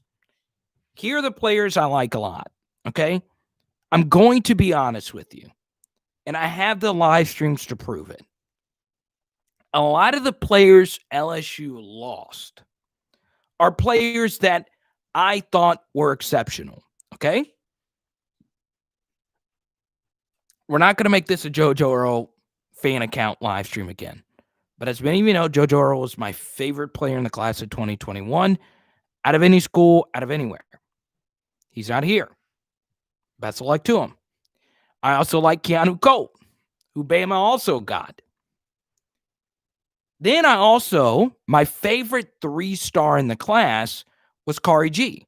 I liked Kari G more than I liked Matthew Langlois, even though Matthew Langlois is from New Roads, and he's my favorite player personally in this class because he is from New Roads, and that means a lot, like from someone like me from New Roads, Louisiana. So I think Kari G is really special. I think he's going to be all ACC at Notre Dame. I really do think he's special. And Bill Bush was a huge Kari G guy. Now, I'm telling you, Marcus knows me. He knows me so well. My next comment was going to be about Keanu Colt, okay? He does not fit what LSU's trying to do defensively. So he is a 3-4 outside linebacker. He's not a 4-3 defensive end.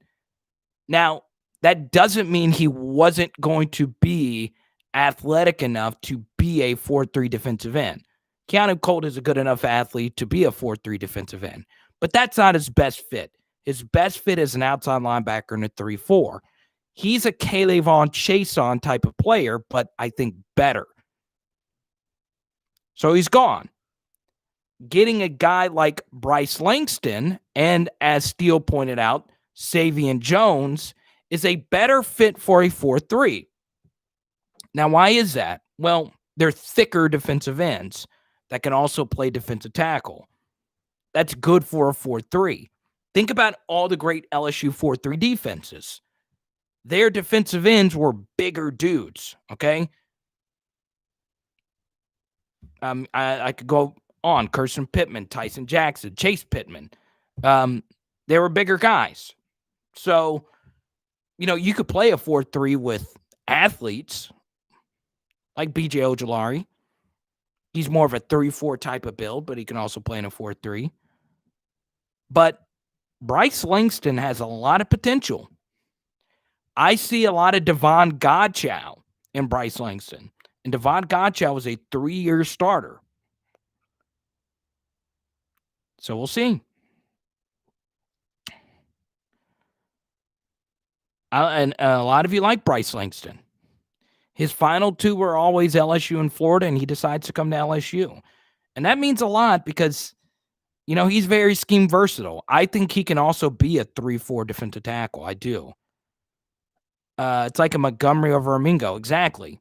And I always said this about Barkevious Mingo. I never said it publicly because I didn't have the following like I do now. But Barkevious Mingo should have gone to Alabama.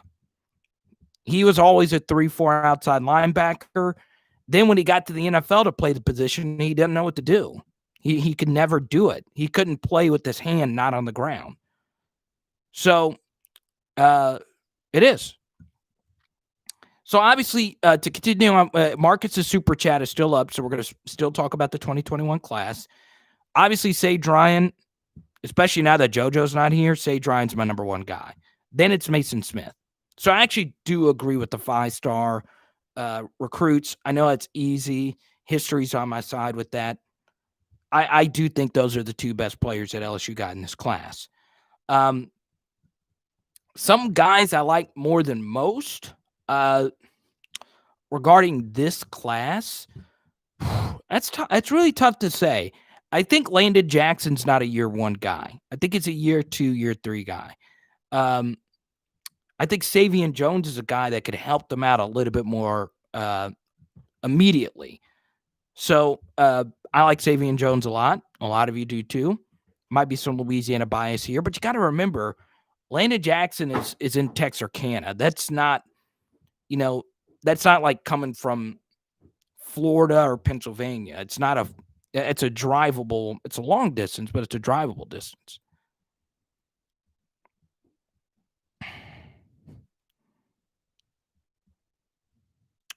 Yeah, Bama doesn't play a 4-2-5.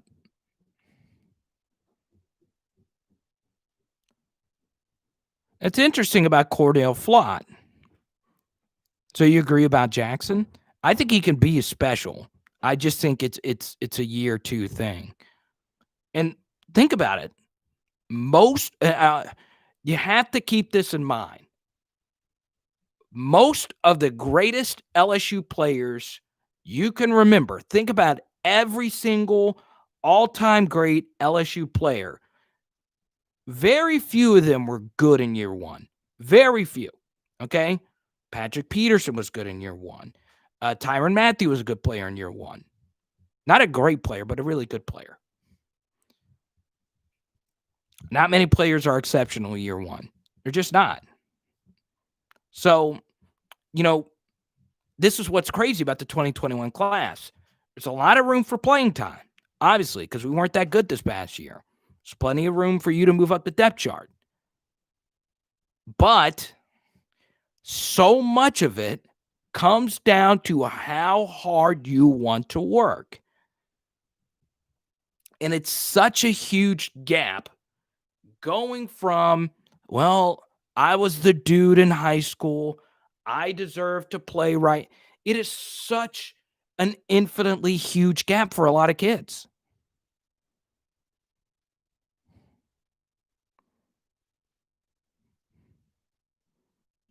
Let's go to Jonah. Apparently, Jonah's getting some steam here. Is Stingley coming back? Ooh, that's a juicy question. Yes, but if you wanted to sit out next year, I totally get it. When you think you're a first-round prospect, which Derek Stingley is, and you had a ton of injuries, I could totally understand not coming back. But what I would also say to that is, well, NFL guy, and this is something I was told by an NFL scout. So many of these NFL scouts go from stadium to stadium to see how a kid reacts in warm-ups, see how a kid reacts to when the lights are the brightest. And one thing about Derek Stingley Jr. is, if he wants to be the first corner, if he wants to be Jeffrey Okudah, if he wants to be Patrick Peterson, if he wants to be Denzel Ward, if he wants to be a bona fide top 10 corner, well, you got to play better versus Alabama. Bottom line. You've got to play better against Alabama.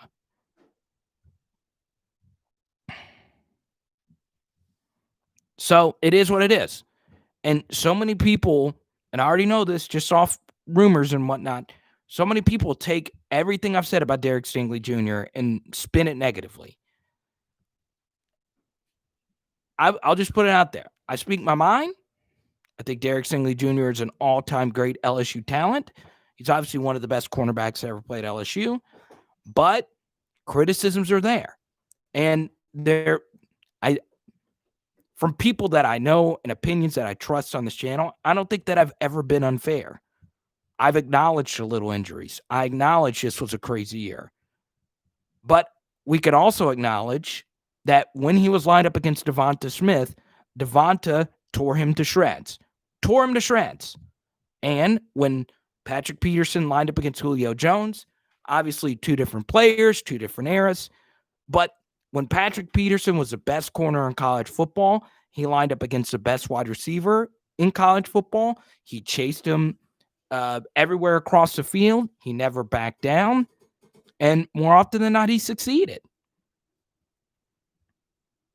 You cannot say the same thing about Derek Stingley Jr., which, if you ever watch Patrick Peterson in the NFL, he actually does get beat a lot. But the reason why he's so good is that he sticks his head in there every time and never backs down.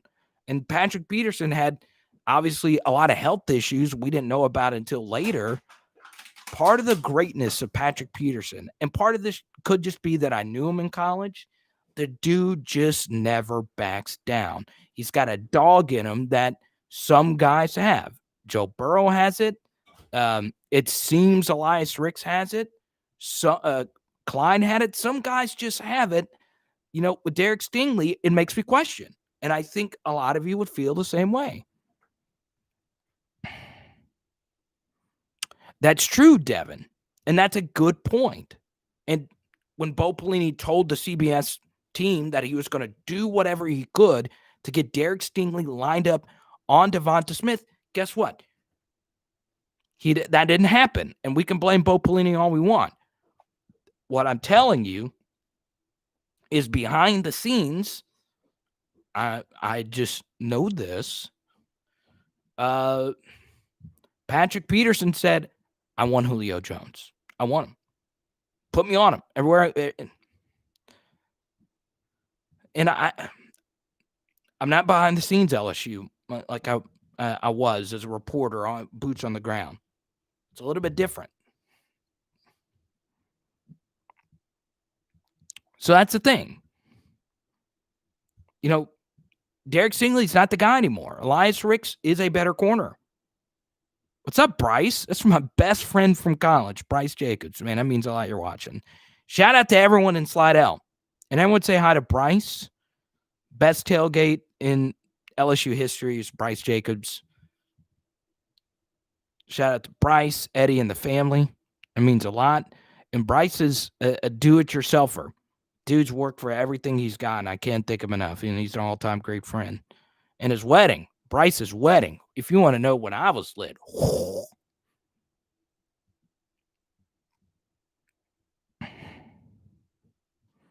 Sage Ryan, game one starter. Ooh, that's hard to be a game one starter at defensive back. I wouldn't want him to be game one starter. Slowly work him in. Remember, the games that he played in at LCA are completely different than the games at the next level. And this is what I said before last year. I felt way more comfortable with day one starter capabilities with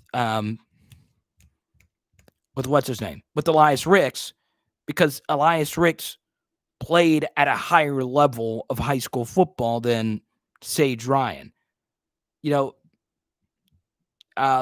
I would just slowly work Sage Ryan in and then make him a heavy rotational starter by game 2, game 3.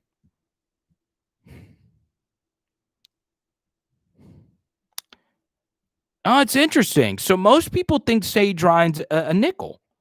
Marcus thinks Sage is more the Mohampton position. I would think Derek Davis would be the more deep safety. You're right, Jonathan. That's a good point. So I'm not a Derek Stingley Jr. hater. That I don't want anyone to think otherwise. I love the guy. What he did last year in 2019 was ridiculous. But we'll see. We'll see what happens this next year.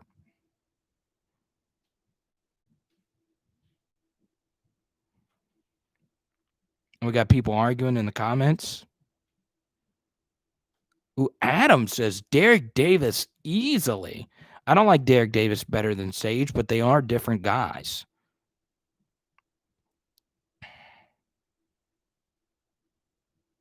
So, Marcus, you think Mo should be more of a box safety and play Sage as the deep safety? I like it. Donovan Kaufman from Rummel. He was like Tyrann Mathieu. Hey, the one guy that I beat my hand on the table over was our Darius Washington. He went to TCU, turned out to be a great player. He's going to get drafted. We move on. Can't get everybody.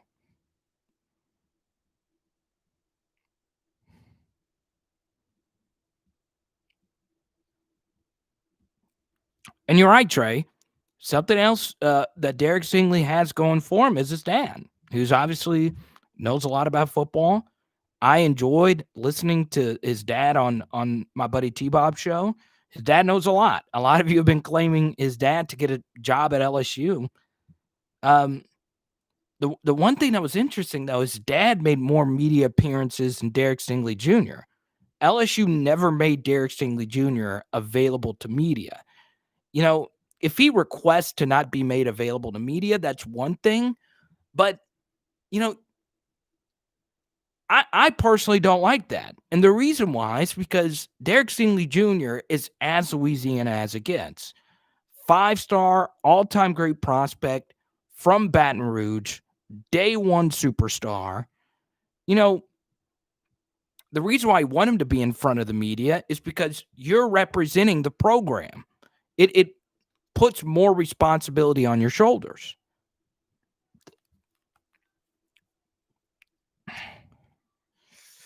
Zachary says, hey, Carter, LSU's D-line best in the nation next year?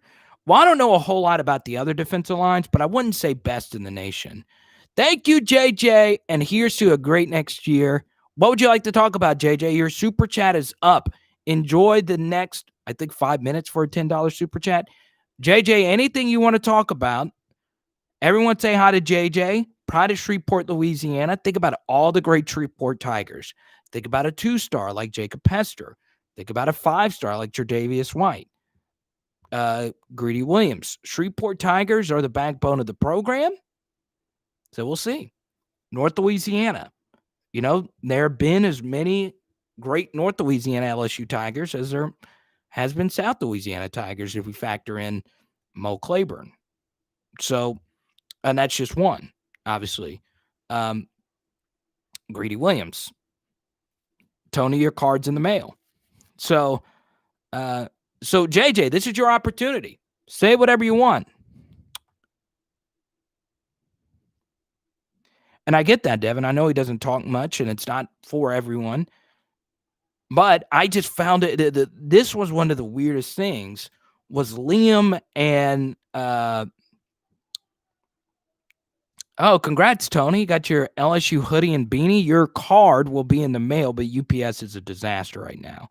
Thorold Simon was a monster. I knew Thorold in college. Had a lot of classes with them. Okay. Oh, y'all said best defensive line in the nation next year. You know you're gonna hate this, but Alabama's got a great one coming back. Will Anderson was the best true freshman defensive end in the SEC, not named B.J. Ojolari. They're different players. Will Anderson's really good. And they also have a defensive tackle named Timothy Smith, who's a good player. They both have the most basic names in the world, okay? The most Bama thing in the world, basic names, okay? All right, JJ, this is your chance, okay? I don't like Tony. And I know Tony super chatted. I don't like Tony, all right? I'm kidding. I love Tony. Just getting a super chat.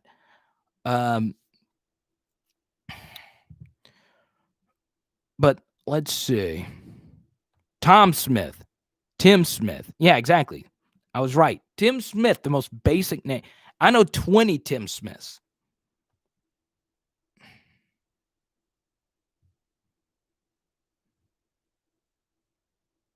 This kid. Oh, man. Have you seen the photos of him over time? That kid is ridiculous. Like, he should not be allowed to play high school football.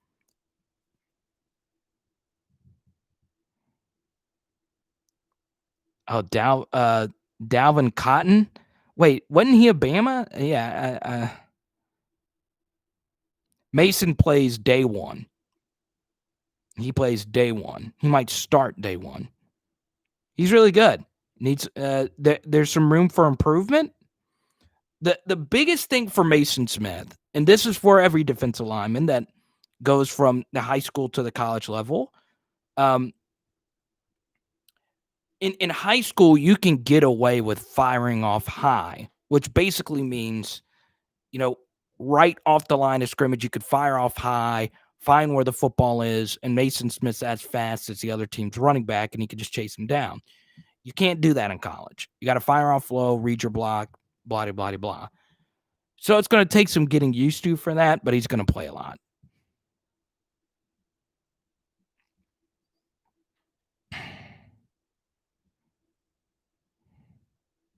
But Mason will play a lot. I think that was part of the deal. And I think there's a lot of playing time on that LSU defensive line. I thought Jaquelin Roy was really good. Not many true freshmen play a lot of defensive tackle at LSU. I think the last to really play a lot was Gotchow. And Gotchow was excellent.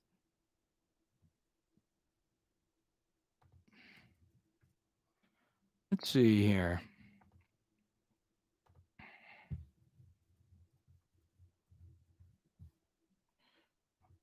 All right. JJ, I appreciate your donation. JJ, you have not taken advantage of your super chat. What do you want to talk about? Someone tell JJ, you don't have much time, okay? You only have a little bit of time left on your super. JJ, what do you want to talk about?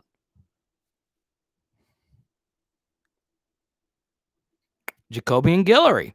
Lots of injury issues this year. If he gets healthy, I think he can play. I really do. I think he's a really good player.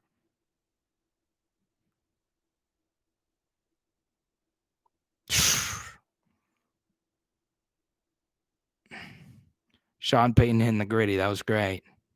That was kind of a weird game to watch because, it's kind of hard to watch Justin Jefferson get punked.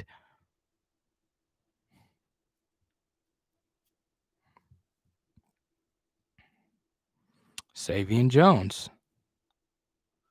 Brandon Harris.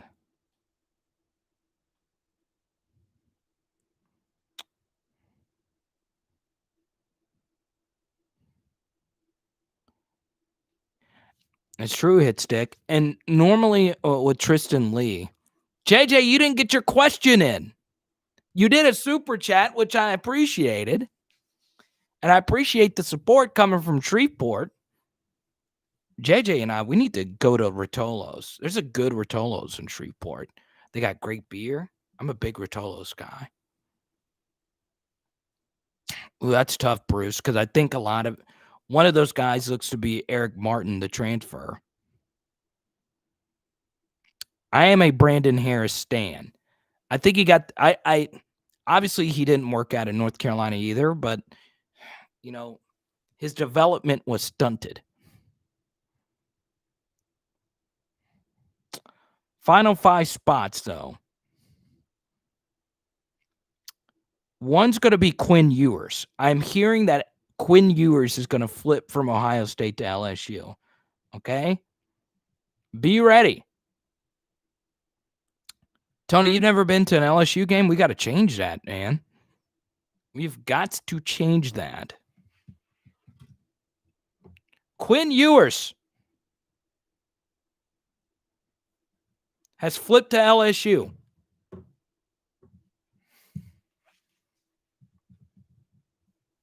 I'm trying to see it.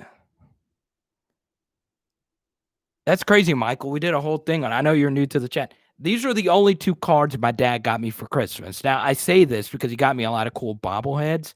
He got me 2 really cool Gary Danielson NFL cards. So there you go, Michael. Since you dropped the super chat, and I'm not going to lie, I don't have an LSU auto to give out for 3K yet. Because obviously every time we hit 1,000 subscribers, 1,000 more subscribers, we give out a cool thing. We give out an LSU auto. So you might be getting a Gary Danielson auto. This is a Gary Danielson Stan account. Okay? So get used to it. We respect Gary Danielson in this household.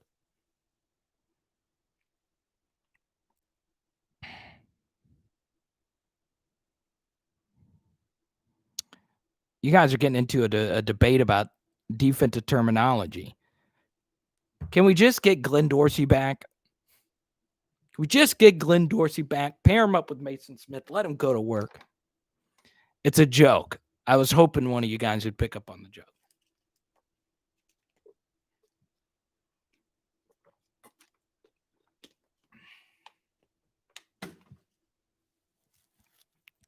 Okay, JJ, there we go. This is a good, juicy topic. And Michael, thank you for your donation. We're going to move on to JJ. Has there been any year like this year to illuminate why we need more than 4 teams? Oh, you're at work. What do you do for a job?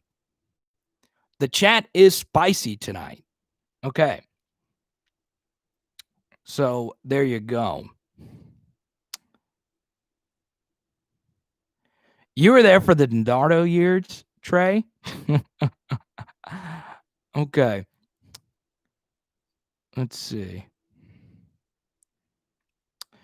So I actually disagree with Marcus, and I normally agree with a lot with what Marcus has to say. I believe 6 teams is the best playoff. And this is why. 6 teams gives the proper amount of teams while also not foregoing the importance of the regular season. And I only want 6 teams if we have a group of 5. If we have a group of 5 auto bid. So obviously Coastal Carolina still wouldn't get in. It would go to Cincinnati. But Cincinnati deserved to be the number 4 team. My Final 4, if I was a selection committee member, I don't believe Texas A&M deserved a slot. Their best win was against Florida. If you want to factor in the eye test, Texas A&M wasn't good against LSU. They weren't really good against Auburn. If you're a 1-loss team, you got to blow me away with the eye test. My Final 4 would have been LSU. Would have been Alabama, Clemson, Notre Dame, and Cincinnati at number 4. I would not have minded a Clemson, Notre Dame rematch in the semifinal because it would have been a best 2 out of 3. That's different than putting Texas A&M in because they never beat Alabama. It's a different thing. So, it's very interesting. I'm gonna do something really quickly. I hope you guys hold on because I'm actually about to give something away, and I wasn't expecting to do this tonight, but it just kind of hit me. Hope you guys stick with me really quick.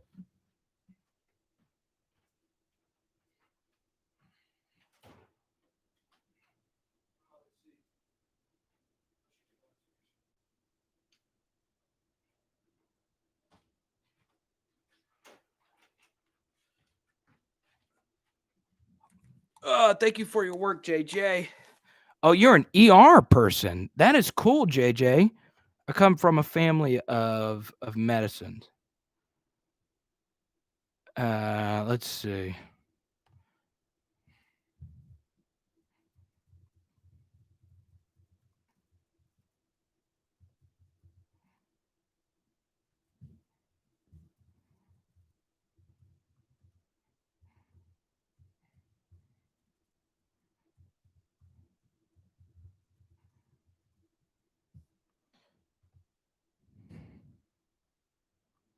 So I agree. And guess what, SPH? I actually agree with your hypothetical. I think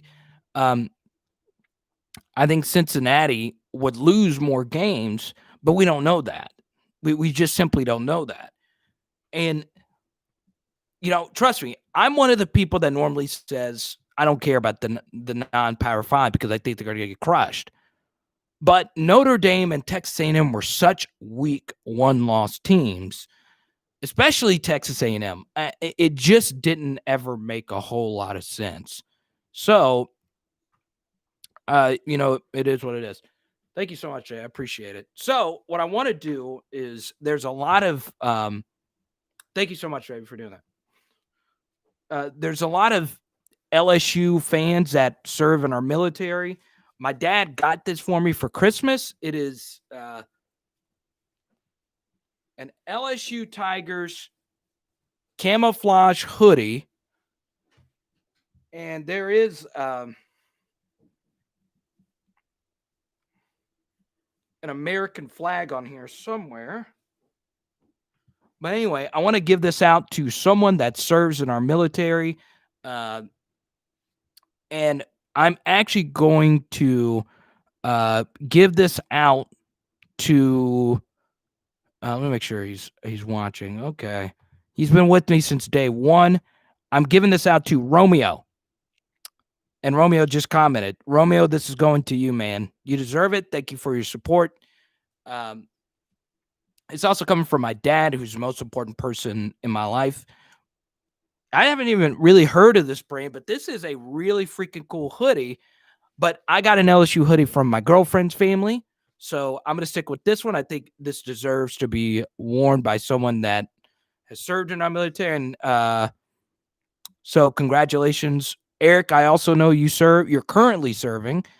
So I appreciate your next time I get a military type of thing, Eric, I'm going to give it to you. So yes, Romeo, this is actually from my dad who supports you guys. My dad doesn't comment a whole lot, but he does watch. So this is going to you. I didn't want to promote this or anything like that, but you deserve it. So, so there you go. Let me put this out. This is cool, man. There you go. I honestly, because normally like the Saints salute the service stuff, and I don't remember what branch you served in, Romeo. But Eric, I'm gonna hook you up with something at some point. So there it is, right there. That's a cool thing right there. Look at that.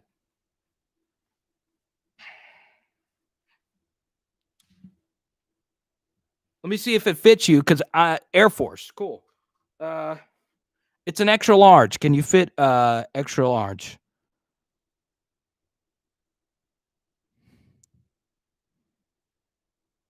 There you go, JJ. Well, you're in the ER during the pandemic, so what you do is pretty cool stuff. Oh, Lawrence, I didn't know you were Air Force vet. You never mentioned that to me. So that's cool. We do and fit it. Okay, perfect. So there you go, man. You got LSU thing. That's cool, man. So that will be in the mail. So yeah, we got and here's the thing. I never intended for a lot of our audience to be veterans or people currently serving. Is vet supported. There you go. Unfortunately, I don't have half the bravery as you guys. You know what's funny? And my girlfriend could attest to this. I'm the biggest wimp out there. Okay. And I played all 4 sports and I was known as like a tough dude. But the bottom line is whenever I walk outside and it's below 60 degrees, I start whining. I hate the cold weather. I hate the cold weather. So I am whine. I whine. That's like perfect Freudian slip. I am the weakest dude out there. I'm a wimp. I'll put it that way. So yeah. All you guys at Sarah is good. Dang, overtime's a vet too. This is ridiculous. That's cool. You know, one of the cool things is like I see my comedian friends. They get to go to Afghanistan and do comedy in front of the military. You know, that's something I would like to do one day. If I ever get back to getting on stage. Yeah, we got a great squad, man. You guys make it happen. It's you guys. Blue, what is it? DD214 crew. You guys are talking military jargon. The thing, I started watching some stuff on YouTube though. I watched this guy. It had like 10 million views. There was a dude who was a sniper in the military, and he was telling you how accurate the scenes were in the movie for like the snipers. So he broke my heart when he said that the sniper scene in Saving Private Ryan, where the shot went through the scope of the eye, is very unlikely.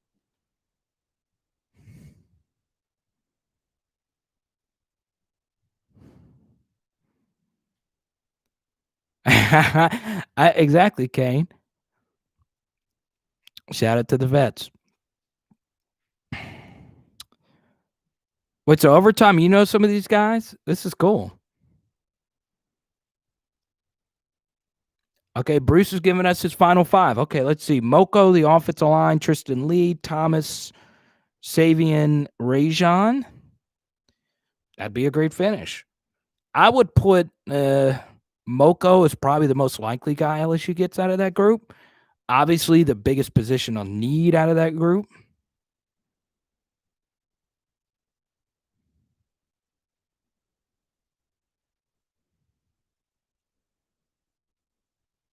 I watch Ash the Cajun Nerd and Country Wayne.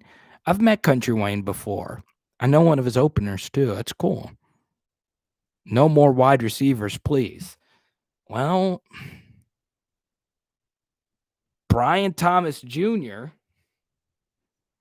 you know, I keep hearing he's the next Terrace Marshall. So if you think he's the next Terrace Marshall, are you really going to say no to the next Terrace Marshall? Especially an in-state kid? You never do. You never do. But he's our 5th wide receiver. So here's the thing. I don't have an opinion one way or the other. When I watch him, I don't think he's spectacular, but there's people smarter than me that are making these decisions. But then again, there's not many recruits I think that are spectacular. I've explained this 1,000 times. But if the people at LSU, if Ed Orgeron thinks Brian Thomas Jr. is Terrace Marshall, then you obviously sign him.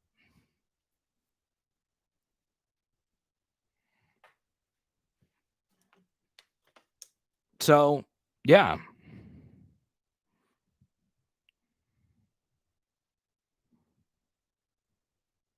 That's not true, Devin. It's not true. that's not true at all. Because some kids like to wait. You know, ask yourself this question. How many of you are indecisive people? My girlfriend hates me for how indecisive I am. I'm so daggum indecisive. Some people are just indecisive. When you have all different types of options, think about it. If you're not someone that plans well, if you're someone that's not organized mentally or physically, like me, it's hard to make a solid decision. So, yeah, I totally, if someone waits and you have no more spots legally speaking, then what do? Well, you say no. That's his loss. But some people just like to wait. It's just how it is. And it sucks. It sucks. It really does. But it's just the truth. It's just the truth. Exactly, JJ. That's the point. I'm totally with you on that. I've heard that comparison from someone that I know that's within the walls of the LSU program. They view him as Terrace Marshall. If you do, Terrace Marshall won you a national championship. He was a critical piece to the puzzle. You know, you might not win the Clemson game if Terrace Marshall wasn't one of your recruits. So, you know, it's important.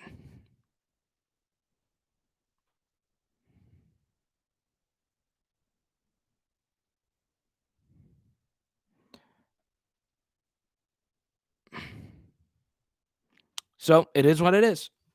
Jack Besh. A lot of you are telling me about Jack Besh. You're right, Jonathan. He was injured and still came back from the injury and played better. And I know when Jefferson and Chase are taking up the coverage and the greatest quarterback ever in the SEC is throwing darts, it makes it a lot easier. His touchdown against Alabama was a walk-in, but the Clemson touchdown was a very difficult catch. And there's not a lot of dudes that could have made that catch.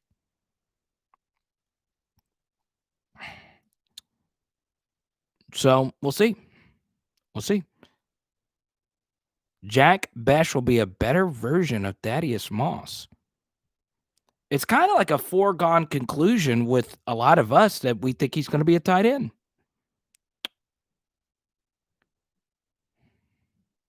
So that's the thing, Jason. That's a good point. And that's a good point too, Marcus. You know, it's really, really hard. So here's what I would like to see.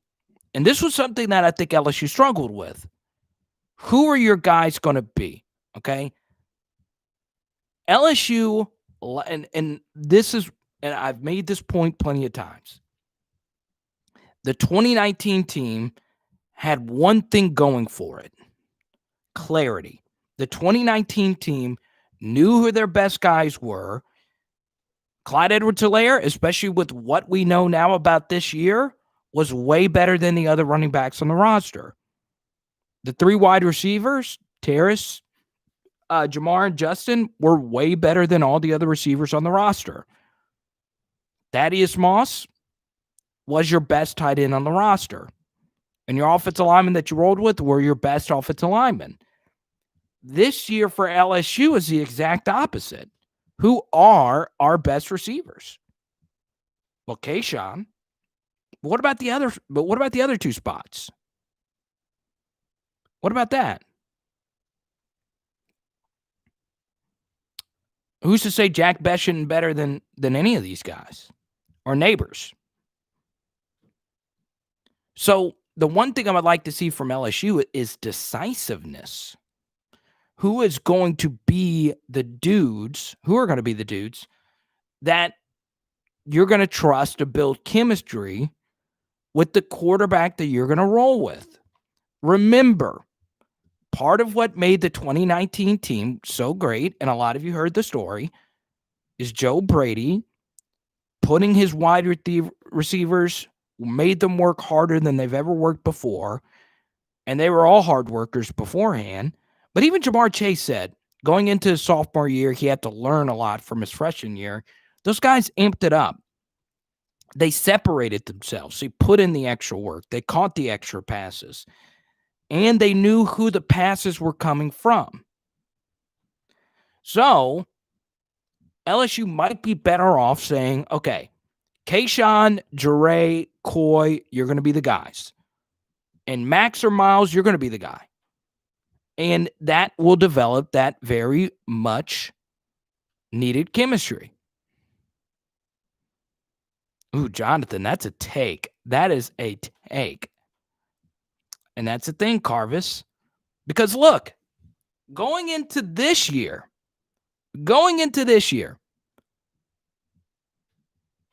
how many of you said that Jure Jenkins would be the one wide receiver on this roster that would play meaningful snaps in every game from start to finish? Nobody did. Jure Jenkins wasn't on anyone's radar. So who are your guys? Who are your guys?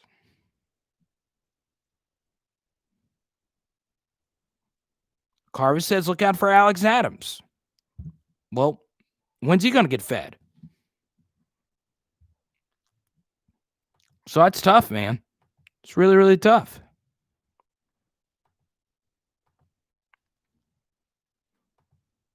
Thank you, Romeo, for tweeting me out. And you always tweet me out. But once Romeo got the hoodie, he was like, okay, I forgot to tweet him out tonight. That's why. So I sent Romeo a DM because he's been promoting my stuff a lot. Plus, he served our military. So I'm definitely going to hook him up. But Romeo, thanks for the tweet out. I appreciate it. Ooh, Marcus is all about the youth movement. He says, and Marcus is sharp. Butte, Davis, and Hilton, so two true freshmen, win the job outright. That's the thing, Jason. Don't forget Deion Smith, which we talked about Deion for a while earlier. I like Jure. I really do.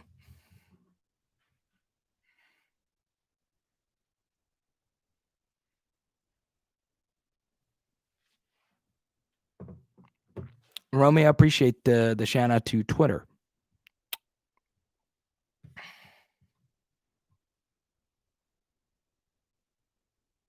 Oh, Marcus, you said Davis. Did you mean to say Deion Smith? Who is Davis? Let me see. Yeah, I think I thought he was meaning Deion Smith.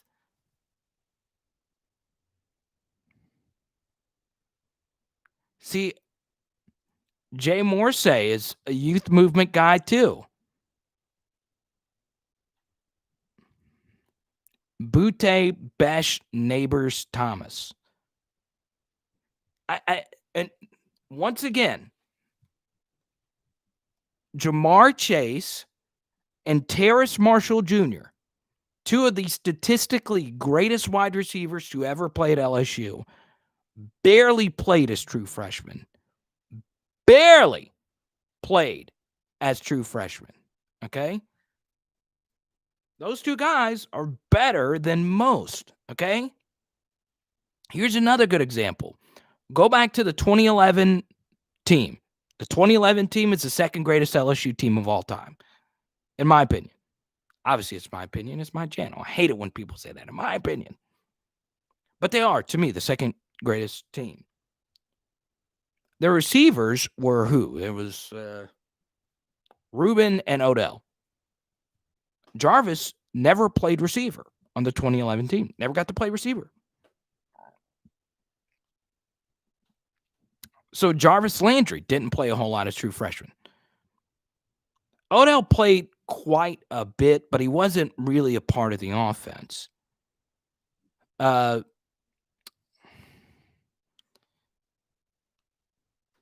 So it's one of those things. I understand a lot of you get excited about true freshman coming in, and he did, Marcus. He was a great special teamer. But the point remains the same.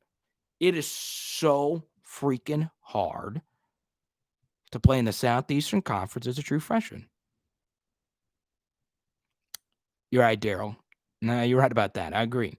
But that 2011 offensive line was actually really good. So it was when Lyle Collins is just sitting on your bench in 2011. That that the offensive line was really good. That was a really good group. And Josh Jurasic was hurt that year, and he was a phenomenal Swiss Army knife for that offensive line. So, yeah, I mean, that was a really good group of offensive line. That was Will Blackwell and those guys. And Will's a friend, so I know that's biased, but he was an All-American for a region.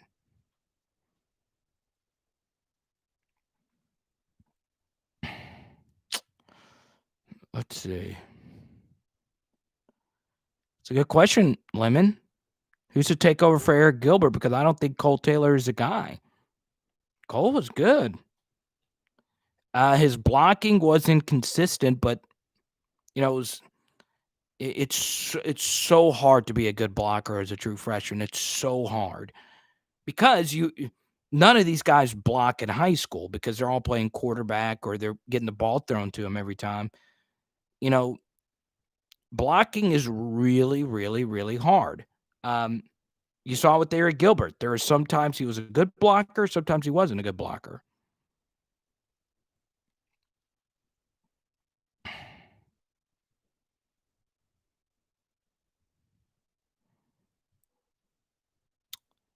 Yeah, over time, I would hope so. But I can understand, Cole Taylor's not going to make a safety think twice about chasing the box, but neither was Thaddeus Moss. And Carvers makes a good point. What if Eric Gilbert really was homesick? A lot of, and it's like I pointed out in the 40-minute, and if you're new to the channel and you didn't see it, I did a 40-minute study on homesickness and five-star recruits. It's normal. Remember this, and I don't want to talk about anyone's personal, mental, or physical health. That is not in the public sphere, and this does border on speculating. So I say this with the utmost carefulness. Remember, LSU's tight end room got hit with the virus. Different people react differently to that. So, this was a rough year. Okay. I hope Eric Gilbert comes back. Like I pointed out in that 40-minute piece, his idol is Kobe Bryant. # Mamba mentality. Like Kobe, I hope Eric Gilbert, his only college team he's ever going to play for, the only team he ever plays for the next couple of years, is purple and gold, LSU, Lakers, whatever. You get what I'm trying to say. So, yeah. Oh, come on, Eric. Come on. Honestly, with the Bradford thing, I hope I hope it works itself out. I hope he comes back, but we'll see what happens. Let's see. I agree with you, Brandon. With the being 50-50. I have a feeling Cole Taylor will have Moss-like production. We'll see what happens. He's shown the ability to block. He missed a few key blocks in the Florida game. Once again, he was a true freshman playing his first game, a lot of snaps. Was first game playing a lot of snaps. So we'll see. There you go. We got 111 people. I haven't done this enough over time. We had 111 people watching. We need more people liking this. Let's go. And that's a good point too, Michael. Eric Gilbert was better with Myles Brennan. Bottom line, the guy that he worked with all offseason. And Gilbert's, like Marcus says, Cole and Eric are both easy guys to like.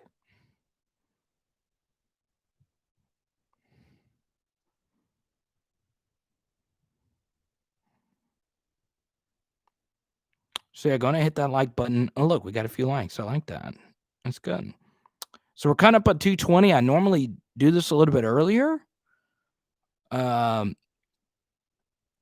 So let's go on ahead and do. TJ wasn't bad. I can't ever call a true freshman who went 2-2 with average offensive line play, average running back play, a guy that wasn't even supposed to play this year. I can't just say TJ Finley was bad when he had a game-winning drive in the rain. Now, is he as good as Max Johnson? Were his performances as good as Max Johnson? No. No. But to say that TJ, he was a 3-star for a reason, and he played above expectations. I can't call him bad. Was he great? No, he wasn't great. He was good. He was good. The turnovers against Auburn were horrible. Okay? I'm not questioning that at all. The performance against Alabama was a mixed bag. The team was down 21-0 in a blink of an eye. Max was better. TJ had more time to prepare for both of his wins. But I'm not going to say he was bad, and I'm not holding water for him. It's just the truth. It's hard for me to call any true freshman quarterback bad. You're a teenager going to the next level, playing, being the LSU quarterback is more pressure packed than being an NFL quarterback in a lot of places. Who's under more pressure, TJ Finley or Gardner Minshew? My point exactly. And your whole dream is to play in the NFL, but his dream was to specifically play for LSU. He was 2-2 with mediocre coaching, let's be honest, and, an offensive line that wasn't great. Now, if you were to say who was better, Max was better. Max was better. If you were to say who would I rather have starting next year, Max. Those two things can be completely different things, though. True freshman Brandon Harris. I'm a Brandon Harris defender. Nobody in the Les Miles later years was going to succeed. And let's bring up Kane's point. Okay? The first 3 teams on LSU's schedule, 2 of them were amongst the worst 3 teams LSU played, period. Okay? Mississippi State was awful. Awful. Vanderbilt was awful. By far the worst team in the SEC. In Missouri, they beat Arkansas they were about the same program this year. But outside of that, and South Carolina was worse than those 3 teams. Still, the 3 worst teams LSU played on the schedule were all in the first half of the year. Myles Brennan was the quarterback in 2 of them.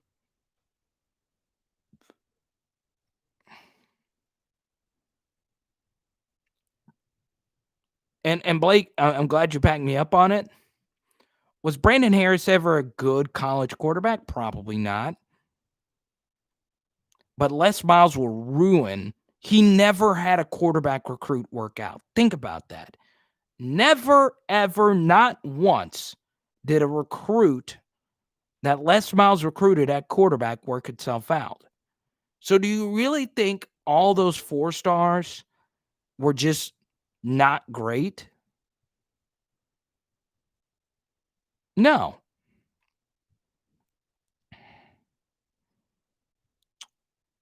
You're right, Carvis. This team should have, with the schedule that it had, And here's the thing. If you want to get galaxy brain, okay, and I know we're 2 hours and 25 minutes, and I was going to do a video on it. The analytics backs up that this video wouldn't do as well as some of my other videos, but LSU kind of ruined the SEC this year when you really think about it. So, whether or not you believe this or not, when you win a national championship, the SEC will do favors for you. This is a big favor that Greg Sankey and the SEC decided to do for LSU. Okay? So think about this. All right. What's up, Tedrick? Welcome to the channel. Wilson, welcome to the channel. I do believe Max will be the better QB or fit the scheme and the athletes the team has been surrounded with. I agree with that. And Max opens up some things in running games for you in the zone read game. So LSU ruined the SEC this year. So the SEC rewarded LSU with this clean slate schedule. So the SEC had full control over the schedule. There was no college football governing board that decided how the schedule would actually work itself out. The SEC decided on their own that they were going to play 10 conference games and they were going to decide the schedule. Now think about if you were a coach.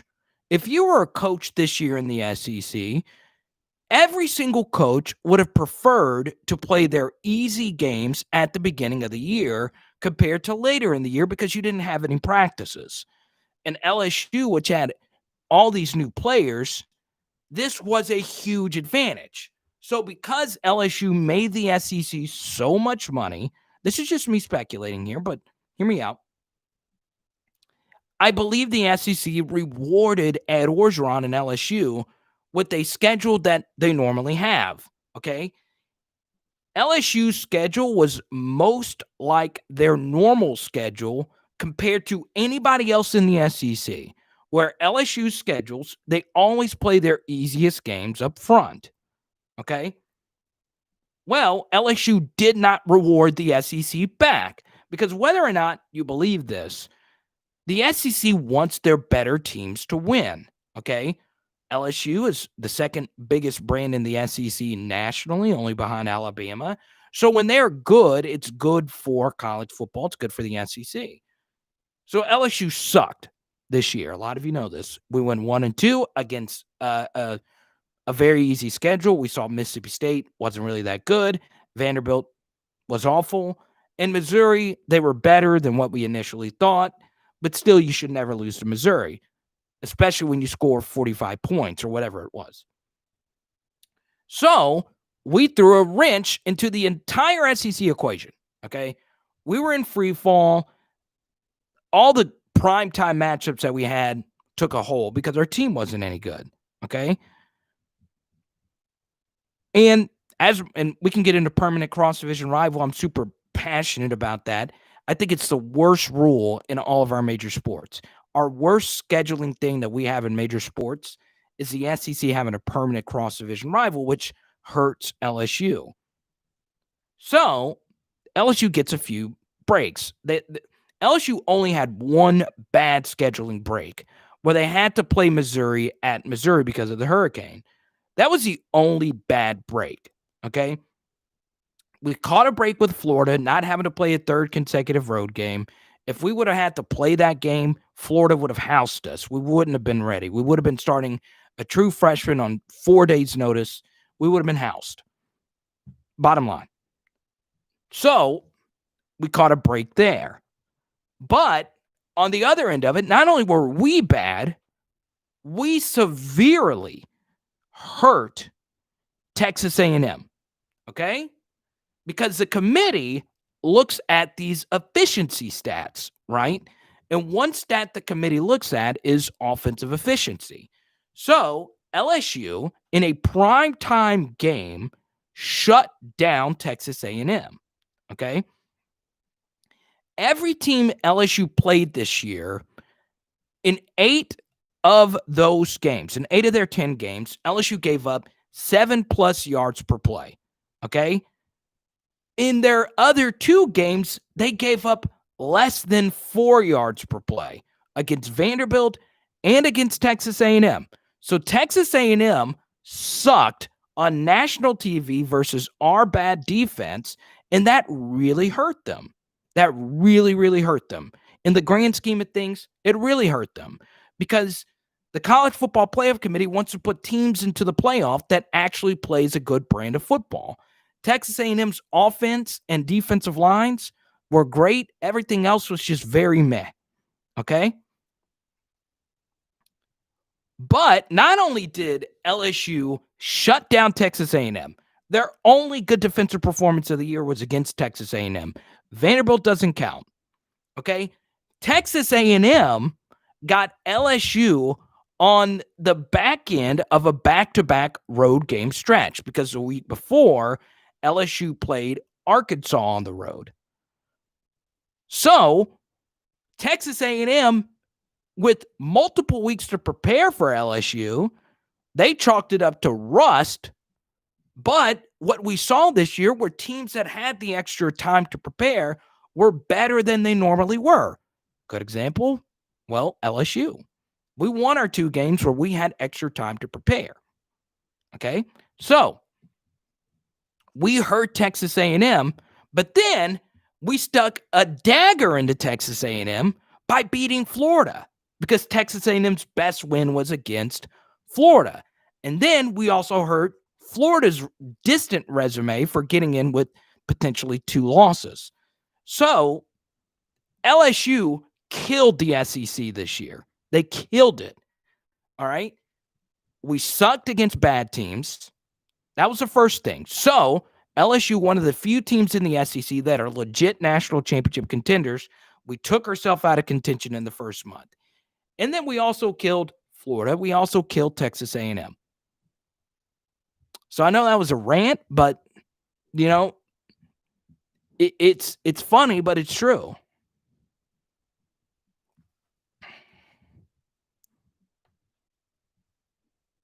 Let me go back to your comments because I was just going on.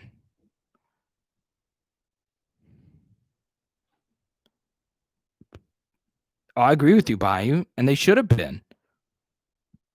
They should have been. But a lot of that goes on Ed Orgeron. Look, I know the team was young, and he lost more players and coaches than anyone we've ever seen. We knew that there'd be attrition.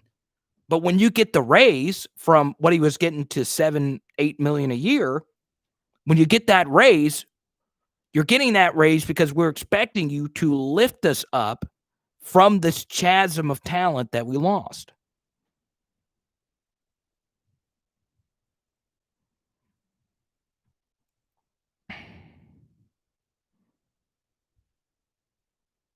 That's true, Tedrick, but part of it, and this is a big thing, with Ed Orgeron, a big thing is you don't want him dipping into the play calling. You just don't want that. We've seen what happens with that, and it doesn't work out well.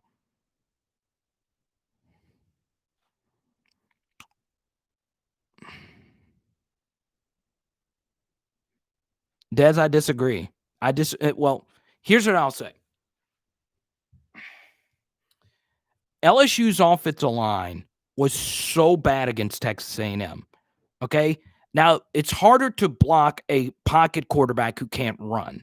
Okay? Especially a true freshman one at that. The only guy on offense that had a half-decent game was Terrace. Everyone else was just bad in that game. From running backs, our offensive line was the worst offensive line performance I've ever seen. I did a film study. I broke down every single play, every single missed assignment. We got our butts kicked. It was the back half of a back-to-back road games. As I pointed out leading in, that's never a good thing. But I'm dead serious. Texas A&M's defense was so good, and they were good all year. But they were so good to the point where I was like, they have to know our plays. They have to. But when I went back and rewatched the game, I was just like, good God, their defensive line destroyed us. Destroyed us. And Carver's, the play that wasn't Insminger's best game. But the simple truth is TJ threw late a lot. Also, I think that was the first game where Eric Gilbert said, what am I doing here? Because TJ missed Eric Gilbert a lot, and Eric did get open. So I know a lot of us have been critical of Eric Gilbert. Michael, thanks for your donation, but let me finish this one thing. There is no excuse for any LSU offense to be that bad against Texas A&M. But, let me just point this out real quick. Texas A&M had the best offensive line in the SEC, not named Alabama. They were that good. They were also very experienced. On top of that, their defensive line was ridiculous. And if you go back and look at their recruiting, go look at Texas A&M's 4- and 5-star recruiting on the offensive and defensive lines. Jimbo Fisher has recruited Texas A&M really well. And one thing, go look at Texas A&M's recruiting class this past year, okay? They weren't even in the top 10, but they got some good offensive linemen. They got some good defensive linemen. And they're all guys I like a lot. Shamar Turner is his name, I believe. I like him a lot. 4'3", versatile guy. Bryce Foster, you guys were pleading that Bryce Foster would pick LSU. He doesn't have a neck, and he plays offensive guard, and he decided to commit at 6 a.m. That lets you know everything you need to know about that kid. He is going to be a mauler. So, we'll see. Let's go to Michael. Who is this Marcus Freeman coach for defensive coordinator? These balls on Tiger Rant talk about he's going to be the new defensive coordinator. I like Marcus Freeman a lot. Young guy out of Cincinnati, played in the NFL, relates with players really well. He's worked with Luke Fickell, who's probably the coach of the year in college football. I would say him or Saban or the guy from Indiana would be my pick. So, yeah, I like him a lot. He's not my first choice, but he's up there. He's definitely in my top 5. He can run a 4.3, 3.4. He checks all the boxes. And let's be honest, it would be nice to have someone young looking to prove himself. Oh, you want my first choice? Well, Wilson, if you drop a $200 super chat, like my dude Marcus, I'll give you my first choice as defensive coordinator. In fact, I was doing some research on him beforehand. And Marcus, you are right about Coach Orgeron's clock management. It's so bad, I just don't know how there's no one in the building that will go up to Coach Orgeron and say, look, we've got to work on this. Look, LSU football is a multi-billion-dollar organization over the decades. We can't be making suboptimal game management decisions, okay? Also, on top of that, look, I did a whole video on this. This was episode 14. This is my first Ed Orgeron criticism video.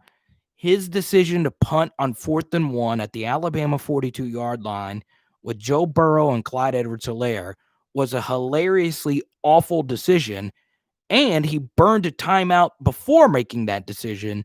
That is so many suboptimal, horrible coaching decisions in a matter of a minute against Nick Saban, who you cannot make these decisions.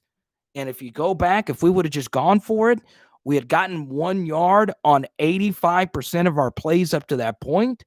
Do you think Joe Burrow and Clyde Edwards-Helaire with 4th and 1 against Alabama was going to get that first down? You absolutely think he's going to get that first down.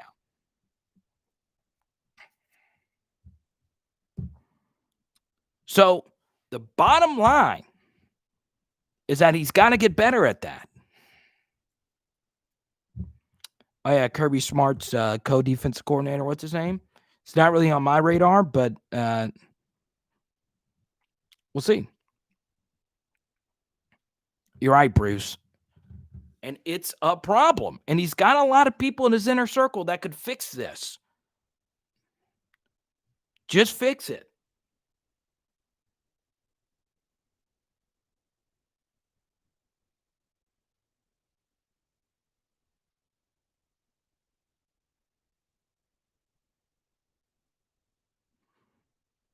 Schumann. Derrick Mason's not first on my list either.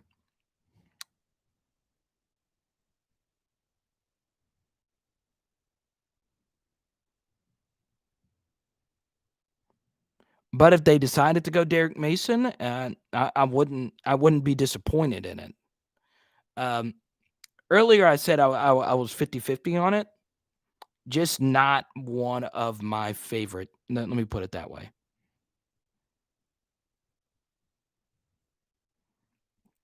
I like Charlie a lot. I'm a big Charlie guy. I think we tend to forget how good his defenses were at Florida. And what's funny was I went to the Florida press conference and I asked Urban Meyer about Charlie Strong. I remember this. I was a young reporter. This was 2012. This was Tebow's Heisman year. No. This was 2013. This was the year after Tebow's Heisman year. And Florida beat us 13-3. And I asked Urban Meyer, hey, what did you do with the defensive game plan? And he said, I didn't do anything. It was Charlie Strong.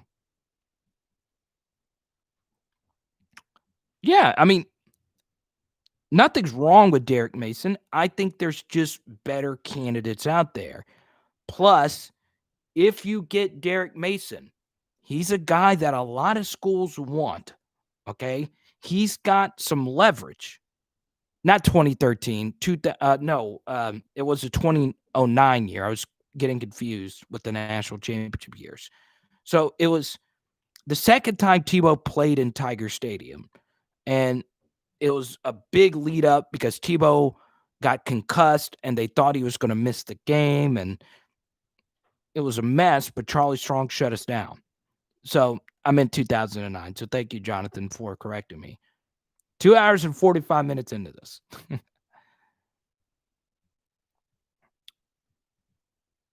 I remember old Jeff Driscoll, Louisiana Tech legend, Jeff Driscoll, Jonathan. That's a correction for you. But I'm down. Look, if Derrick Mason was a guy, I'm 110% behind it. I'm not as skeptical as I was with Bo Pelini. The thing is, Derrick Mason has heavy momentum at South Carolina. Heavy. And South Carolina is going through a transition phase. I think they'd be willing to pay what Derrick Mason would want. And I think that number is north of $1 million.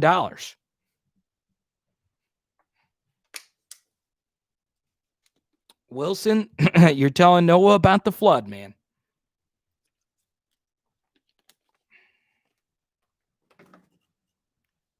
It never made any sense. It never made any sense. But James, here's my response to that. Okay? Don't think short term. Think long term. Okay? Number one, most of the 2021 recruiting class has already been signed. There is no rush to hire your next coordinators. There is none. Okay? Your guys are signed on. There's no rush. So don't be in a position where you're like, well, I'm just ready to get this done. Well, no, don't be that way. Be patient. Lewis says, isn't Strong part of the old guy club? It's a good point. So that's why you would go with someone like Marcus Freeman. And that's obviously of the younger guys, or Ryan Nielsen of the Saints.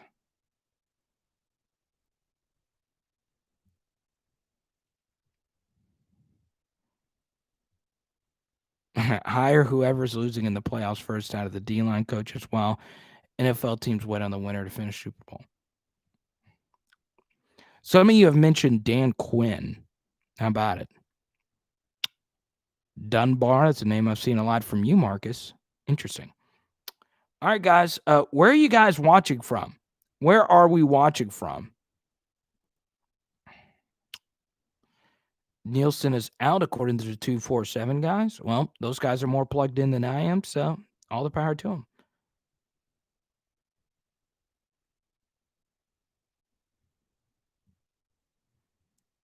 Where are we watching from tonight? Blake's in Alabama. Ken's in Orlando.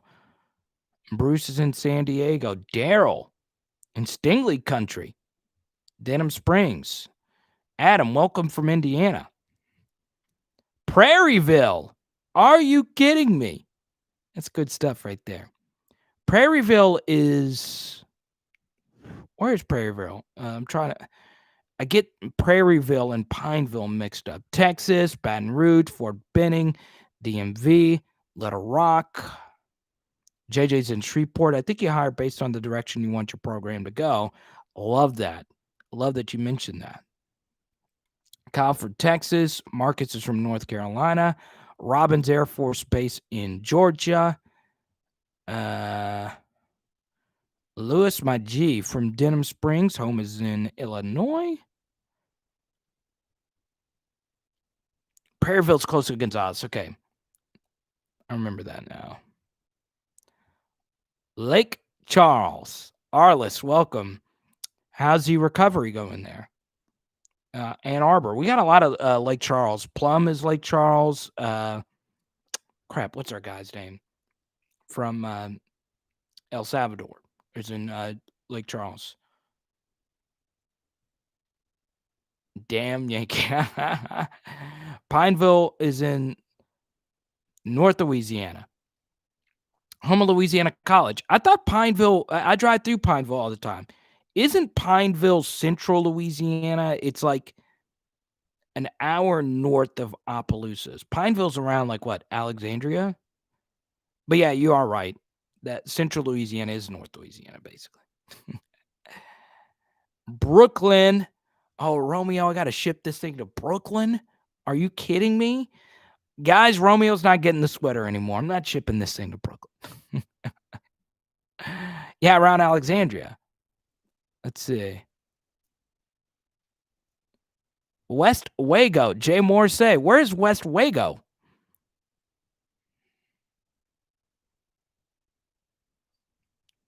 Pineville is where the prison's at?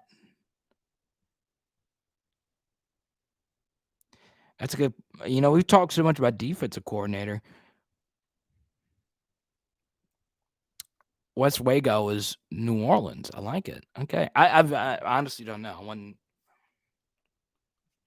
trying to make a joke.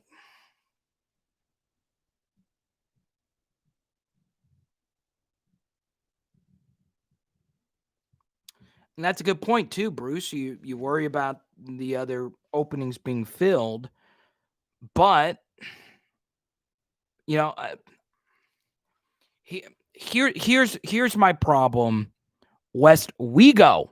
Okay, West Wego. It's on the West Bank. I honestly did not know that. I'm glad I learned something new. So, for instance, like Joe Brady was our big hire, right? Well, I mean, was Joe Brady somebody that like everybody wanted? I don't know. I don't know the answer to that. So my thing is, I think that there's a lot of, okay, let me put it this way. A lot of the people, a lot of the people that you believe will be the next great coordinator are people that you don't even know about now. Overtime. Let's see. Okay. West Wego. I promise you, I never, and I've been in New Orleans thousands of times. I'm sorry. I'm glad I learned something new.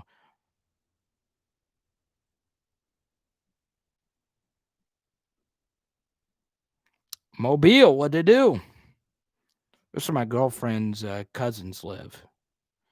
More Fairhope. All right, guys. I would like to go all night, but I do need to go to the store before it closes.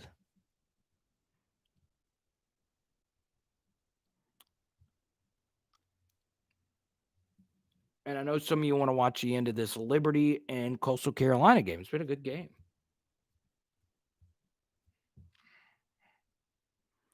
DJ Mangus is a name I keep hearing. So, guys, before we get out of here, I'll hang out for a little bit more if I get a super chat, a Venmo, a Cash App. Is there any questions? I'll keep going for a little bit. I do need to end this thing within the next 10 or 15 minutes. Oh,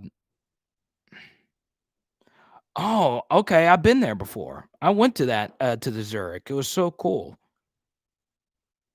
Also, I had one of my worst life experiences in West Wego. So any more questions before we sign this thing off? All right, Lewis, we'll talk to you, man. Where's my Patrick Queen card? I'll send you one, Marcus. Just let me know. I got one more. Of the final. I'll be easy. Carvis, I'll talk to you soon, man. Next live chat will be Tuesday night at 7 Central. Bring your super chats, bring your questions, and bring your super chats and your Venmos and Cash Apps and PayPals and healthcare plans, blood donations, anything you want to donate to the channel. Vet, I don't remember what the pet credit card's called. Let's see. All right, y'all. Let's have a good night. Good night, everyone. Marcus, right at the end. Thank you, man. I appreciate you. Thank you so much. It's funny, Marcus. We're watching Coastal Carolina. We got to go to a Coastal Carolina game. Got to go to the turf. I'll answer one more question, and then I'm gonna be gone to get to the store. JJ, keep up the good work in the emergency room, man. I know you got to. That's kind of crazy that you're watching with all your protective equipment on, with your phone, headphones in. I appreciate that, man. That's really cool knowing that there's people watching in the ER. Oh, yes, Marcus. They will be more expensive next year. We'll wait. How about that?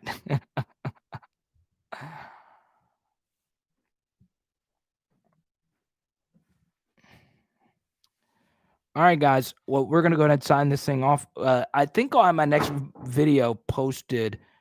Oh, $400 for the BYU tickets? That's crazy. Our next video will be posted on Monday. I don't know what it's going to be about yet, though. Hopefully it's, something cool. Thanks, Kyle. I appreciate it, man. I hope you subscribe. Hope you hang out. Always important, guys, ring the notification bell. So when you subscribe, there's a little bell. Click all notifications. And the most important thing, and this is just important as super chats, watch all the videos all the way through. It's good for the YouTube algorithm. So go on ahead and do that. Well, I appreciate you. And we'll see you Tuesday night, 7 p.m. Central. It's going to be a fun chat. Tuesday is not New Year's Eve, is it? Let's see. Make sure I get this right.